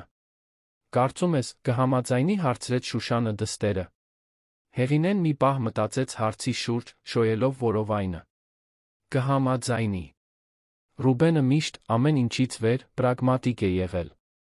Նա կհաշվարկի բոլոր փոփոխականները, կհասկանա, որ սա իր լավագույն տարբերակն է։ Իսկ Օրիորդ Պետրոսյանը, հարցրեց Ալբերտը։ Կարող ենք վստահել նրան։ Հեղինեի դեմքին մեղմ ժպիտ հայտնվեց։ Լիլիթն այս պատմության չարագործը չէ, նա պարզապես մեկ կին է, որին մանիպուլյացիայի է ենթարկել մի տղամարդ, որը կարծում էր, թե կարող է ամեն ինչ ունենալ։ Բացի այդ, նա շատ ավելին ունի շահելու մեզ հետ, քան մեր դեմ։ Շուշանը դիտում էր դստերը վատ քողարկված հիացմունքով։ Դու կարող էիր երկուսին էլ ոչնչացնել, եթե ցանկանայիր։ Ինչու ընտրեցիր այս ճանապարհը։ Հեղինեն զգուշորեն ոտքի կանգնեց, զգալով հղիության ծանրությունը։ Որովհետև ոչնչացումը միայն ավելի շատ ոչնչացում է ծնում, մամ։ Իմ որդին արժանի է ծնվել մի աշխարհում, որտեղ մենք ցավը վերածում ենք ուժի, ոչ թե վրեժի։ Սենյակից դուրս գալիս Հեղինեն վերջին հայացքը նետեց քաղաքին պանորամային պատուհաններից։ Ինչ-որ տեղ այնտեղ, ներքում, Ռուբենը հավանաբար հուսահատորեն փորձում էր ելք գտնել այն լաբիրինթոսից, որի մեջ հայտնվել էր։ Բայց ելք չկար, միայն այն ճանապարհը, որը նա, Հեղինեն, ողորմածաբար տրամադրել էր նրան։ Եվ դա, մտածեց նա հանգիստ բավարարվածությամբ, ամենամեծ հաղթանակն էր։ Մարտիրոսյանների առանձնատան խորհրդակցությունների սենյակի պատիժամացույցը ցույց էր տալիս ուղիղ 16:00, երբ հայտարարեցին Ռուբեն Վարդանյանի ժամանման մասին։ Ուլտիմատումից անցել էր ուղիղ 23 ժամ 45 րոպե։ Հեղինեն, նստած խորհրդակցությունների սենյակի սեղանի գլխին, պահպանում էր չեզոք արտահայտությունը, դիտելով, թե ինչպես է ամուսինը մտնում սենյակ, ուղեկցությամբ իր փաստաբան Մարկոսի։ Ռուբենը տարբերվում էր այն վստահ տղամարդուց, որը խարիզմայով ու հեղինակությամբ ղեկավարում էր խորհրդի նիստերը։ Նրա աչքերի տակ խորը ստվերներ կային, իսկ շարժումներում ակնհայտ լարվածություն։ Հեղինեն ճանաչեց նշանները, նա ամբողջ գիշերն անցկացրել էր այլընտրանքներ վերլուծելով, հետազոտելով, հուսահատորեն փնտրելով մի ելք, որը գոյություն չուներ։ Ճշտապահ, ինչպես միշտ, մեկնաբանեց Հեղինեն, ցույց տալով իր դիմացի աթոռները։ Խնդրում եմ, նստեք։ Իր դիրքից նա կարող էր տեսնել առանձնատան այգին ֆրանսիական պատուհաններից։ Այն վայրը, որտեղ խաղացել էր մանուկ հասակում, որտեղ պապը նրան սովորեցրել էր պատասխանատվության իշխանության առաջին դասերը։ Հարմար էր, որ իր կյանքի այս գլուխն ավարտվեր այնտեղ, որտեղ ամեն ինչ սկսվել էր։ Ենթադրում եմ, որ որոշում եք կայացրել, շարունակեց Հեղինեն, իր ուշադրությունը սեռելով Ռուբենի վրա։ Նա կոշտ գլխով արեց։ Նախքան իմ պատասխանը տալը, կցանկանայի մի քանի հակառաջարկ անել։ Հեղինեն արագ հայացք փոխանակեց Ալբերտ Մինասյանի հետ, որը նստած էր իր աջ կողմում։ Փաստաբանը թեթակի թեքեց գլուխը, կարծես ասեր, սպասելի էր։ Լսում ենք, պատասխանեց Հեղինեն, ձեռքերը խաչելով սեղանի վրա։ Մարկոսը, Ռուբենի փաստաբանը, կոկորդը մաքրեց, նախքան խոսելը։ Մարտիրոսյան գրուպի առաջարկը ուշադիր վերլուծելուց հետո, մենք կցանկանայինք մի քանի փոփոխություններ առաջարկել։ Նա բացեց թղթապանակը, մի քանի փաստաթուղթ հանեց։ Նախ, բաժնետոմսերի համար առաջարկվող գինը մոտավորապես 15%, ով ցածր է նրանից, ինչ մենք արդար ենք համարում, հատկապես հաշվի առնելով Securarm-ի աճի ներուժը առաջիկա տարիներին։ Ալբերտ Մինասյանը զուսպ նշում արեց։ Հեղինեն անխռով մնաց։ Երկրորդ, շարունակեց Մարկոսը, 5 տարվա չմրցակցելու համաձայնագիրը չափազանց սահմանափակող է։ Պարոն Վարդանյանը կիբերանվտանգության ոլորտում ճանաչված մասնագետ է։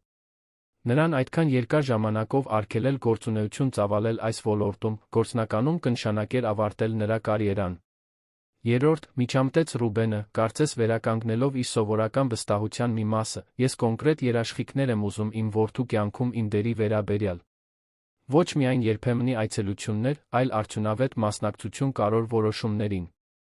Հեղինեն մի քանի վայրկյան դիտեց ամուսնուն, նախքան պատասխանելը։ Հետաքրքիր էր, թե ինչպես, նույնիսկ այդ իրավիճակում, Ռուբենը դեռ փորձում էր բանակցել, դեռ հավատում էր, որ կարող է որոշակի առավելությամբ դուրս գալ։ Հասկանում եմ ձեր մտահոգությունները, սկսեց նա հաշվարկված հանգստությամբ։ Ինչ վերաբերում է առաջին կետին, առաջարկվող գինը վերջնական է։ Մենք չենք բանակցում ընկերության ապագա ներուժի հիման վրա, այլ նրա այսօրվա արժեքի, հաշվի առնելով նա որոշ վարչական անկանոնություններ, որոնք մենք հայտնաբերել ենք։ Ռուբենը բացեց բերանը բողոքելու համար, բայց Հեղինեն բարձրացրեց ձեռքը, լռեցնելով նրան։ Ինչ վերաբերում է չմրցակցելու համաձայնագրին, մենք պատրաստ ենք այն կրճատել մինչ 3 տարի, այն լրացուցիչ պայմանով, որ դուք այդ ընթացքում չեք համագործակցի Securarm-ի որևէ ուղղակի մրցակցի հետ, Հայաստանում կամ արտերկրում։ Մարկոսն արագ նշում արեց, մինչ Ռուբենը թեթակի գլխով արեց։ Իսկ մեր որդու մասին, շարունակեց Հեղինեն, ձայնը գրեթե աննկատ մեղմանալով, դուք ունենաս բոլոր այն իրավունքները, որոնք օրենքը տալիս է հորը։ Ես մտադրություն չունեմ քեզ հեռացնել նրա կյանքից, քանի դեռ դու ցույց կտաս, որ այնպիսի տղամարդ ես, որին տղան կարող է հիանալ հարգել։ Ծանր լռություն տիրեց սենյակում, մինչ Ռուբենը դիտարկում էր Հեղինեի խոսքերը։ Դրսում ամպեր էին սկսել հավաքվել Երանի երկնքում, փոթորիկ կանխագուշակելով։ Եվս մեկ բան կա, ասաց Հեղինեն, խախտելով լռությունը։ Մի պայման, որը բանակցման ենթակա չէ։ Ռուբենը կասկածամիտ հայացքը բարձրացրեց։ Որը։ Լիակատար թափանցիկություն Tech Global-ի հետ ձեր բանակցությունների վերաբերյալ։ Ես ուզում եմ իմանալ, թե կոնկրետ ինչ է քննարկվել, որոնք էին ընկերության պլանները, ամենակարևորը, արդյոք դուք երբեք կիսվել եք կամ մտադիր եք կիսվելը Securarm-ի կողմից մշակված զգայուն տեխնոլոգիաներով այդ օտարերկրյա ընկերության հետ։ Ռուբենի արտահայտությունը կոշտացավ։ Դու ինձ մեղադրում ես արդյունաբերական լրտեսության մեջ։ Դավաճանության։ Ես թափանցիկություն եմ պահանջում, ուղղեց Հեղինեն։ Որպես ընկերության մեծամասնական բաժնետեր ես այդ իրավունքն ունեմ։ Մարկոսը թեքվեց Ռուբենի ականջին ինչ-որ բան շշնջալու, որը գնալով ավելի անհարմար էր թվում։ Մի քանի վայրկյան շշուկով խորհրդակցելուց հետո Ռուբենը շրջվեց դեպի Հեղինեն։ Համաձայն եմ ձեր պայմաններին, մի վերապահումով։ Ես ուզում եմ պայմանագրին հավելված, որը կերաշխավորի, որ եթե Secure-ը ապագայում վաճառվի այն գնից զգալիորեն բարձր գնով, քան ես հիմա ստանում եմ, ես լրացուցիչ փոխհատուցման իրավունք կունենամ։ Ալբերտ Մինասյանը փորձեց միջամտել, բայց Հեղինեն նրան կանգնեցրեց նուրբ ժեստով։ Ընդունելի է պայմանով, որ այն սահմանափակվի ձեր բաժնետոմսերի վաճառքից հետո 2 տարվա ժամկետով, պատասխանեց նա։ Եվ միայն այն դեպքում, եթե գինը առնվազն 50%, ով բարձր լինի ներկայիս գնից, գնաճով ճշգրտված։ Ռուբենը մի պահ մտածեց, հետո գլխով արեց։ Ուրեմն, մենք համաձայնության եկանք։ Հեղինեն ժեստ արեց Ալբերտին, որը պայմանագրի վերանայված տարբերակը սահեցրեց Ռուբենի նրա փաստաբանի ուղղությամբ։ Մինչ նրանք զննում էին փաստաթուղթը, Հեղինեն զգաց թեթ, բայց հստակ կծկում։ Բնազդաբար ձեռքը դրեց որովայնին։ Դա առաջինը չէր, որ զգում էր այդ օրը, բայց հաստատ ամենաուժեղն էր։ Ամեն ինչ լավ է, հարցրեց Ռուբենը, նկատելով ժեստը։ Կատարյալ, պատասխանեց Հեղինեն, թե ներքին ձայնը նրան ասում էր, որ երեխան դրամատիկ պահ էր ընտրել իր գալուստը հայտարարելու համար։ Խնդրում եմ, շարունակեք վերանայումը։ 20 րոպեի ընթացքում Մարկոսը մանրակրկիտ զննեց պայմանագրի յուրաքանչյուր կետ, երբեմն դիտողություններ շշնջալով Ռուբենին։ Հեղինեն փորձում էր կենտրոնացած մնալ, բայց գծկումները դառնում էին ավելի հաճախակի։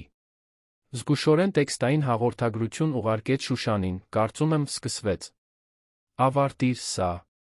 2 րոպեից էլ քիչ անց սենյակի դուռը բացվեց, ճանապարհ տալով Մարտիրոսյանների մայրիշխանին։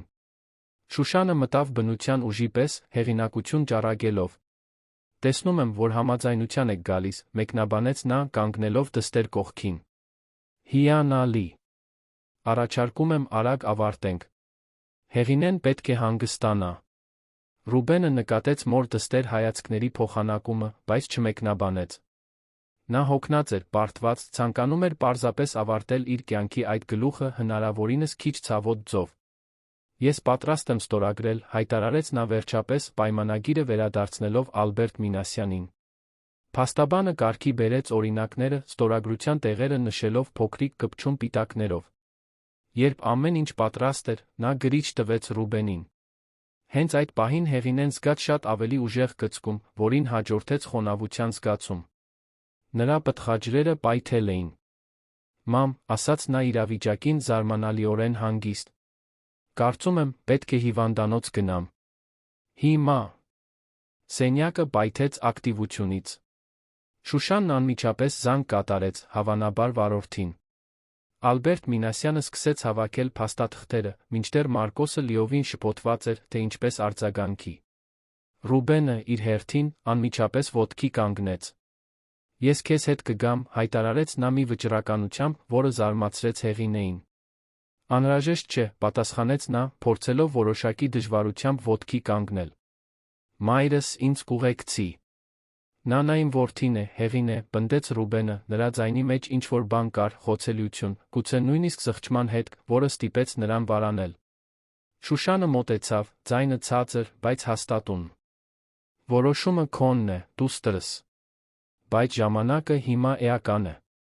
Հեղինեն նայեց Ռուբենին, այն տղամարդուն, որին անչափ սիրել էր, որը դավաճանել էր իրեն, որը պատրաստվում էր դուրս գալ իր կյանքից, բայց ընդմիշտ կապված կմնար իր հետ այն երեխայի միջոցով, որը շուտով պիտի ծնվեր։ Փաստաթղթերը, ասաց նա, շրջվելով դեպի Ալբերտ Մինասյանը։ Դրանք պետք է նախ ստորագրվեն։ Հեղինե, դա կարող է սպասել, բողոքեց Շուշանը։ Ոչ, չի կարող, պատասխանեց Հեղինեն մի հաստատակամությամբ, որը վիճարկման ենթակա չէր։ Նա ուղիղ նայեց Ռուբենի աչքերին։ Ստորագրիր հիմա, կարող ես մեզ հետ հիվանդանոց գալ։ Կամ մի ստորագրիր, մենք սա կավարտենք հետո։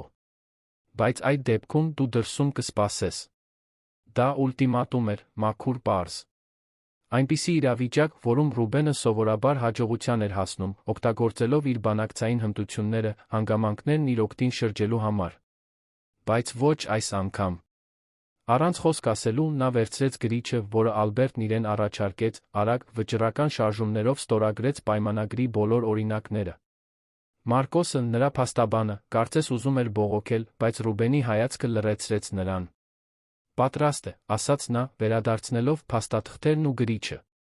Հիմա, կարող ենք գնալ։ Հեղինեն գլխով արեց, թույլ տալով, որ Շուշանն օգնի իրեն ոտքի կանգնել։ Մեկ այլ կծկում հարվածեց նրան, ավելի ուժեղ, քան նախորդները, ստիպելով հենվել սեղանին։ Մեքենան սպասում է, տեղեկացրեց Շուշանը։ Եվ ես արդեն զգուշացրել եմ բժիշկ Ֆերեյրային։ Նա մեզ կդիմավորի կլինիկայում։ Մինչ փոքր խումբը շտապով լքում էր խորհրդակցությունների սենյակը, Երանի վրա սկսվեց հորդառատ անձր, լվանալով քաղաքը, կարծես նշանավորելով մի դարաշրջանի ավարտը մյուսի սկիզբը։ Մեքենայում դեպի քաղաքի ամենաբացառիկ ծննդատունը տանող ճանապարհին Հեղինեն դիտում էր անձրի կաթիլները, որոնք սահում էին պատուհանով, խառնվելով բաժանվելով անկանխատեսելի ձևով, ճիշտ այնպես, ինչպես այն կյանքերը, որոնք միահյուսվում էին այդ վճռորոշ պահին։ Նրա կողքին Շուշանը բռնել էր ձեռքը, լուր աջակցություն առաջարկելով։ Արջի նստատեղին Ռուբենը անշարժ նայում էր արջի ճանապարհին, նրա մտքերը նույնքան փոթորկոտ, որքան Երանի երկինքը։ Եվ Հեղինեի ներսում երկու ընտանիքների ժառանգը Մարտիրոսյան արյունով, Վարդանյան անունով, պատրաստվում էր մտնել աշխարհ, անտեղյակ իր ծննդյան բարդ հանգամանքներից, իրեն սպասող կարողություններից, այն սպասելիքներից, որոնք անխուսափելիորեն կընկնեին իր փոքրիկ ուսերին։ Վերջին կծկումն այնքան ուժեղ էր, որ Հեղինեն հազիվ կարողացավ զսպել տնքոցը։ Բնազդաբար Ռուբենը շրջվեց նստատեղին, ձեռքը մեկնելով նրան, ավտոմատ ժեստ, գուցե այն հարաբերությունների վերջին մնացորդը, որը նրանք մի ժամանակ կիսում էին։ Հեղինեն մի վայրկյան վարանեց, հետո ընդունեց առաջարկված ձեռքը, ուժգին սեղմելով այն, մինչ գծկումը թուլանում էր։ Դա ներում չէր, հաշտություն չէր։ Դա պարզապես այն գիտակցումն էր, որ որքան էլ նրանց ճանապարհները բաժանվեին այնտեղից, նրանց մեջ միշտ կլիներ անքակտելի կապ։ Գրեթե հասանք, հայտարարեց վարորդը, հմտորեն մանրելով անձրից խցանված երթեկության միջով։ Հեղինեն խորը շունչ քաշեց, պատրաստվելով գալիքին։ Մի գլխի ավարտ, մյուսի սկիզբ։ Հեղինե Մելիքյանի վերջին գործողությունը, Հեղինե Մարտիրոսյանի առաջինը 7 տարվա մեջ։ Եվ ամենակարևորը, մի լիովին նոր կյանքի առաջին շունչը, Մարտիրոսյան արյունով Վարդանյան անունով, ծնված իշխանության, դավաճանության, քավության, գուցե մի նոր տեսակի փոխըմբռնման խաչմերուկում։ Գիշերվա ժամը 3:17-ին, մինչ անձրը շարունակում էր տեղալ Երանի վրա, ավագ Մարտիրոսյան Վարդանյանի ուժգին լացը արձագանքեց ծննդաբերական սենյակում։ Առողջ տղա, 3 կիլոգրամ 700 գրամ քաշով, մուգ մազերով տպավորիչ ուժեղ թոքերով։ Հեղինեն, հյուծված, բայց փայլող, որդուն գրկեց մի հուզմունքով, որը երբեք չէր զգացել։ Վերջին 48 ժամվա ամբողջ իրարանցումը, ամուսնալուծության փաստաթղթերը, իր իրական ինքնության բացահայտումը, լարված բանակցությունները, ամեն ինչ հեռավոր ու աննշան էր թվում այն հրաշքի առջ, որն այժմ շնչում էր իր կրծքին։ Նա կատարյալ է, մրմնջաց նա, շոյելով նորածնի կարմրած դեմքը։ Ռուբենը, որը ողջ ծննդաբերության ընթացքում մնացել էր սենյակում, վարանոտ մոտեցավ, կարծես վստահ չլիներ իր իրավունքների վրա այդ սուրբ պահին։ Հեղինեն հայացքը բարձրացրեց այն տղամարդու վրա, որը մինչ մի քանի օր առաջ իր ամուսինն էր, թեթ գլխի շարժումով հրավիրեց նրան մոտենալ։ Ուզում ես գրկել նրան, առաջարկեց նա, զարմացնելով ինքն իրեն ժեստի մեծահոգությամբ։ Ռուբենը գլխով արեց, առանց խոսքերի։ Երբ փոքրիկ ավագին դրեցին նրա գիրկը, նրա արտահայտության մեջ տեսանելի ինչ-որ բան փոխվեց։ Մի անմշակ, նախնական զգացմունք, որն անցավ հպարտության հավակնության բոլոր շերտերով, որոնք տարիներ շարունակ սահմանել էին նրա անհատականությունը։ Բար, չեմպիոն, շշնջաց նա որդուն, ձայնը խեղդված։ Ես քո հայրն եմ։ Սենյակի մյուս կողմում Շուշան Մարտիրոսյանը դիտում էր տեսարանը բարդ արտահայտությամբ, թոռան ծննդյան ուրախության, Ռուբենի նկատմամբ անվստահության իր դստեր ցուցաբերած ուժի համար անսահման հպարտության խառնուրդ։ Հաջորդ ժամերն անցան զգացմունքների գործողությունների հորցանուտում։ Բուժքույրերը մտնում ու դուրս էին գալիս, բժիշկները ստուգումներ էին կատարում, Հեղինեին տեղափոխեցին հիվանդանոցի այգիների տեսարանով առանձին սենյակ։ Շուշանը ամբողջ ընթացքում դստեր կողքին մնաց, մինչդեռ Ռուբենը, որդու հետ 1 ժամ անցկացնելուց հետո, զգուշորեն հեռացավ, խոստանալով վերադառնալ առավոտյան։ Երբ վերջապես մենակ մնացին, Շուշանը նստեց Հեղինեի մահճակալի եզրին, որն առաջին անգամ կերակրում էր ավագին։ Նա Մարտիրոսյանների կզակն ունի, մեկնաբանեց մայրիշխանը, քնքշությամբ դիտելով թոռանը։ Եվ հոր աչքերը ավելացրեց Հեղինեն, նկատելով, թե ինչպես է երեխան արդեն ունի այն թափանցող հայացքը, որը Ռուբենի այցեքարտն էր։ Երկու կանանց միջ հարմարավետ լռություն տիրեց, որը խախտվում էր միայն ավագի արձակած փոքրիկ ձայներով։ Շուշանն էր, որ վերջապես բարձրաձայնեց օդում կախված հարցը. «Ինչ է լինելու հիմա, Հեղինե»։ «Քեզ հետ, երեխայի»։ «Ռուբենի հետ»։ Հեղինեն մի պահ մտածեց, նախքան պատասխանելը։ Այն որոշումները, որոնք նա կկայացներ այդ պահին, կսահմանեին ոչ միայն իր, այլ նորածին որդու ապագան։ «Ես կվերականգնեմ իմ տեղը Մարտիրոսյան գրուպում», հայտարարեց նա վերջապես։ «Ժամանակն է ստանձնել այն պարտականությունները, որոնք ինձ են պատկանում որպես ժառանգորդ։ Ինչ վերաբերում է Secure-Army-ին, հիմա, երբ մենք մեծամասնական վերահսկողություն ունենք, պետք է ինտեգրենք նրա տեխնոլոգիաները մեր ընկերությունների պորտֆելին, պահպանելով նրա ինքնությունն ու գործառնական ինքնավարությունը»։ Շուշանը գլխով արեց, հավանություն տալով որոշմանը։ «Իսկ Ռուբենը»։ Հեղինեն նայեց որդուն, որը քնել էր իր կրծքին, կուշտ խաղաղ, անտեղյակ այն աշխարհի բարդություններից, որտեղ ծնվել էր։ «Նա ավագի հայրն է։ Դա երբեք չի փոխվի։ Որքան էլ նա ինձ վիրավորել է, ես իրավունք չունեմ իմ որդուն զրկել հոր ներկայությունից։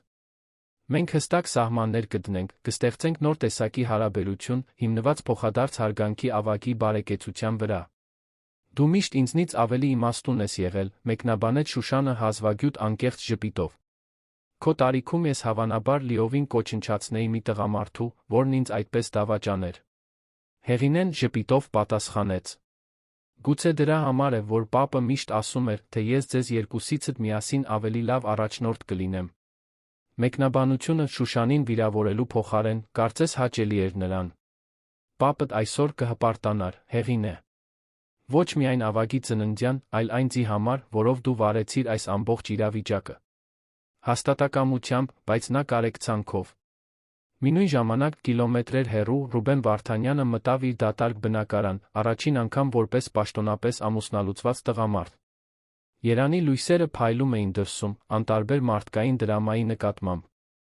Նրա ձեռքերում պայմանագրի օրինակն էր, որը ստորագրել էր ժամեր առաջ, փաստաթուղթ, որը պաշտոնապես ավարտում էր իր ամուսնությունը Հեղինեի հետ, Secure-Army իր բաժնետոմսերը փոխանցում Մարտիրոսյան գրուպին, զգալի գումարի դիմաց։ Նա, տեխնիկապես, հարուստ էր։ Ոչ միլիարդատեր, ինչպես երազում էր Tech Global-ին վաճառքը պլանավորելիս, բայց ավելի քան բավարար միջոցներով, աշխարհի ցանկացած կետում նորից սկսելու համար։ Սակայն, այն ազատության զգացման փոխարեն, որը պատկերացնում էր, նա միայն խորը դատարկություն էր զգում։ Հեռախոսը զանգեց։ Լիլիթն էր։ «Լսեցի, որ երեխան ծնվել է», ասաց նա առանց նախաբանի։ «Շնորհավորում եմ»։ Նրա ձայնի քաղաքավարի սառնությունս մեկ հարաբերության ցավոտ հիշեցում էր, որը նա քանդել էր իր ընտրություններով։ «Շնորհակալ եմ», պատասխանեց Ռուբենը, հանկարծակի հոգնած զգալով։ «Ավագ»։ Նրա անունն է։ «Գեղեցիկ անուն է», մեկնաբանեց Լիլիթը, մի պահ անհարմար լռություն տիրեց, նախքան նա կշարունակեր։ «Ռուբեն, ես զանգեցի ասելու, որ վիրավորանք չեմ պահում։ Ես նույնքան պատասխանատու էի տեղի ունեցածի համար, որքան դու։ Գուցե ավելի քիչ տեղյակ հետանքներից, բայց, այնուամենայնիվ, ակտիվ մասնակից»։ Ռուբենը ծանր նստեց բազմոցին, զարմացած այն հասունությունից, որ Լիլիթը ցուցաբերում էր։ «Ես պետք է ազնիվ լինեի քեզ հետ հենց սկզբից։ Հեղինեի, ընկերության իմ պլանների ամեն ինչի մասին»։ «Այո, պետք է», համաձայնեց Լիլիթը, բայց առանց դառնության։ «Ամեն դեպքում, ես հաջորդ շաբաթ իմ կյանքի նոր գլուխ եմ սկսում։ Մարտիրոսյան գրուպի առաջարկը դա այնպիսի հնարավորություն է, որը կյանքում մեկ անգամ է հանդիպում»։ «Ուրախ եմ քեզ համար», ասաց Ռուբենը զարմացավ, հասկանալով, որ անկեղծ է։ «Դու դրան արժանի ես, Լիլիթ։ Դու չափազանց տաղանդավոր ես»։ Անջատելուց հետո Ռուբենը երկար ժամանակ նստած մնաց մթության մեջ, առաջին անգամ առերեսվելով իր գործողությունների դրանց հետանքների ողջ չափին։ Նորածին որդու կերպարը իր գրկում անընդհատ վերադառնում էր, արթնացնելով զգացմունքներ, որոնց գոյության մասին նա չգիտեր։ Այդ գիշեր, մինչ քաղաքի մնացած մասը քնած էր, Ռուբեն Վարդանյանը երկար տարիների ընթացքում առաջին իսկապես անշահախնդիր որոշումը կայացրեց։ Նա չէր մեկնի արտերկիր, ինչպես սկզբում պլանավորել էր։ Կմնար Երանում, որդու կողքին, փորձելով լինել այնպիսի հայր, որին ավագը մի օր կկարողանար հարգել։ Ոչ պարտավորության, ոչ իրավական իրավունքների համար, այլ որովհետև առաջին անգամ ինչ-որ բան ավելի կարևոր էր, քան իր սեփական հավակնությունները։ Հաջորդ շաբաթը արագ նշանակալի փոփոխություններ բերեց։ Հեղինեն փոքրիկ ավագը դուրս գրվեցին հիվանդանոցից հաստատվեցին Մարտիրոսյանների առանձնատանը։ Հեղինեի իրական ինքնության մասին լուրը հասավ մամուլին, ստեղծելով մեդիա իրարանցում, որը օրեր շարունակ կալվածքի դարպասները շրջապատված պահեց լրագրողներով։ Միլիարդատեր ժառանգորդուհու պատմությունը, որը 7 տարի ապրել էր որպես թանգարանի համադրող, թաքցնելով իր իրական ինքնությունը նույնիսկ ամուսնուց, պարզապես անդիմադրելի էր տաբլոիդների համար։ Մարտիրոսյան գրուպը պաշտոնական հայտարարություն տարածեց, հայտնելով, որ Հեղինեն կստանձնի կոնգլոմերատի փոխնախագահի պաշտոնը, հատուկ ուշադրություն դարձնելով ներդրումների դիվերսիֆիկացմանը նոր ձեռք բերված Securarm-ի ինտեգրմանը խմբի պորտֆելին։ Հայտարարության մեջ զգուշորեն նշվում էր ավագի ծնունդը, բայց որը հիշատակում չկար ամուսնալուծության կամ Ռուբենի մասին։ Զուգահեռաբար, Armenia TV-ն հայտարարեց, որ Լիլիթ Պետրոսյանը կլքի երեկոյան սերիալի դերասանական կազմը ներկայիս սյուժեի ավարտից հետո, ստանձնելու նորաստեղծ Մարտիրոսյան մեդիայի ղեկավարումը, Մարտիրոսյան գրուպի դուստր ձեռնարկությունը, որը նվիրված է տեսալսողական բովանդակության արտադրությանը, կենտրոնանալով հայ կանանց իսկական պատմությունների վրա։ Ռուբենը իր հերթին հեռու մնաց ուշադրության կենտրոնից։ Օգտագործելով իր բաժնետոմսերի վաճառքից ստացված գումարի մի մասը, նա տուն վարձեց Մարտիրոսյանների առանձնատան նույն թաղամասում, բավականաչափ մոտ որդուն հաճախակի այցելելու համար, բայց հարգելով նախկին կնոջից անհրաժեշտ հեռավորությունը։ Ավագի ծնունդից 3 շաբաթ անց Հեղինեն Ռուբենից անսպասելի առաջարկով էլեկտրոնային նամակ ստացավ։ Նա սկսել էր տեխնոլոգիական կայունության մեջ մասնագիտացած խորհրդատվություն, կենտրոնացած տվյալների կենտրոնների թվային գործառնությունների բնապահպանական ազդեցությունը նվազեցնելու վրա։ Նամակի հետ միասին նա ուղարկել էր մանրամասն բիզնես պլան պաշտոնական խնդրանք, նախագիծը ներկայացնելու Մարտիրոսյան գրուպի խորհրդին։ Հեղինեն կարդաց փաստաթուղթը, ավագին կերակրելիս իր առանձնատան աշխատասենյակում։ Դա ամուր, նորարարական նախագիծ էր, ամենակարևորը, լիովին համահունչ այն արժեքներին, որոնք Մարտիրոսյան գրուպը փորձում էր որդեգրել վերջին տարիներին։ Մի քանի րոպե մտածելուց հետո նա նամակը փոխանցեց իր մորը խմբի տնօրենների խորհրդին, կարճ գրառմամբ. Հետաքրքիր առաջարկ է։ Արժե դիտարկել։ Հաջորդ շաբաթ ներկայացում կազմակերպեք։ Դա ներում չէր։ Ոչ էլ հաշտություն։ Դա մասնագիտական ճանաչում էր, գուցե նոր տեսակի հարաբերությունների կառուցման առաջին քայլը, հիմնված ոչ թե ռոմանտիզմի կամ դավաճանության, այլ փոխադարձ հարգանքի այն ըմբռնման վրա, որ անցյալը, որքան էլ ցավոտ լինի, պարտադիր չէ, որ թելադրի ապագան։ Այդ գիշեր, նայելով օրորոցում քնած որդուն, Հեղինեն մտորում էր այն արտասովոր իրադարձությունների մասին, որոնք փոխել էին իր կյանքը վերջին շաբաթների ընթացքում։ Դավաճանության ցավը, իր ինքնության բացահայտումը, ավագի ծնունդը, Մարտիրոսյանների դինաստիայում իր տեղը վերականգնելը։ Պապը սովորաբար ասում էր, որ պողպատը պետք է կրակի միջով անցնի, որպեսզի ամրանա, շնջաց նա երեխային, կրկնելով այն խոսքերը, որոնք իր պապը իրեն այդքան հաճախ էր ասել։ Կարծում եմ, մարդիկ պողպատի պես են, սիրելիս։ Երբեմն մենք պետք է փորձությունների միջով անցնենք, մեր իրական ուժը բացահայտելու համար։ Եվ մինչ ավագը խաղաղ քնած էր, անտեղյակ այն աշխարհի բարդություններից, որը մի օր կժառանգեր, Հեղինե Մարտիրոսյանը վերջապես խաղաղություն գտավ իր սեփական ընտրությունների հետ։ Նա դուրս էր եկել ստվերներից, ստանձնել իր անունը, իր իշխանությունը, իր պատասխանատվությունը։ Այլս ոչ այն համեստ համադրողը, որը թաքնվում էր իր ժառանգությունից, ոչ էլ վրեժ փնտրող դավաճանված կինը։ Պարզապես Հեղինե։ Մայր։ Ժառանգորդ։ Առաջնորդ։ Բավականաչափ ուժեղ կին, դավաճանությունը հաղթանակի, ցավը ուժի, մի պատմության ավարտը շատ ավելի մեծ պատմության սկզբի վերածելու համար։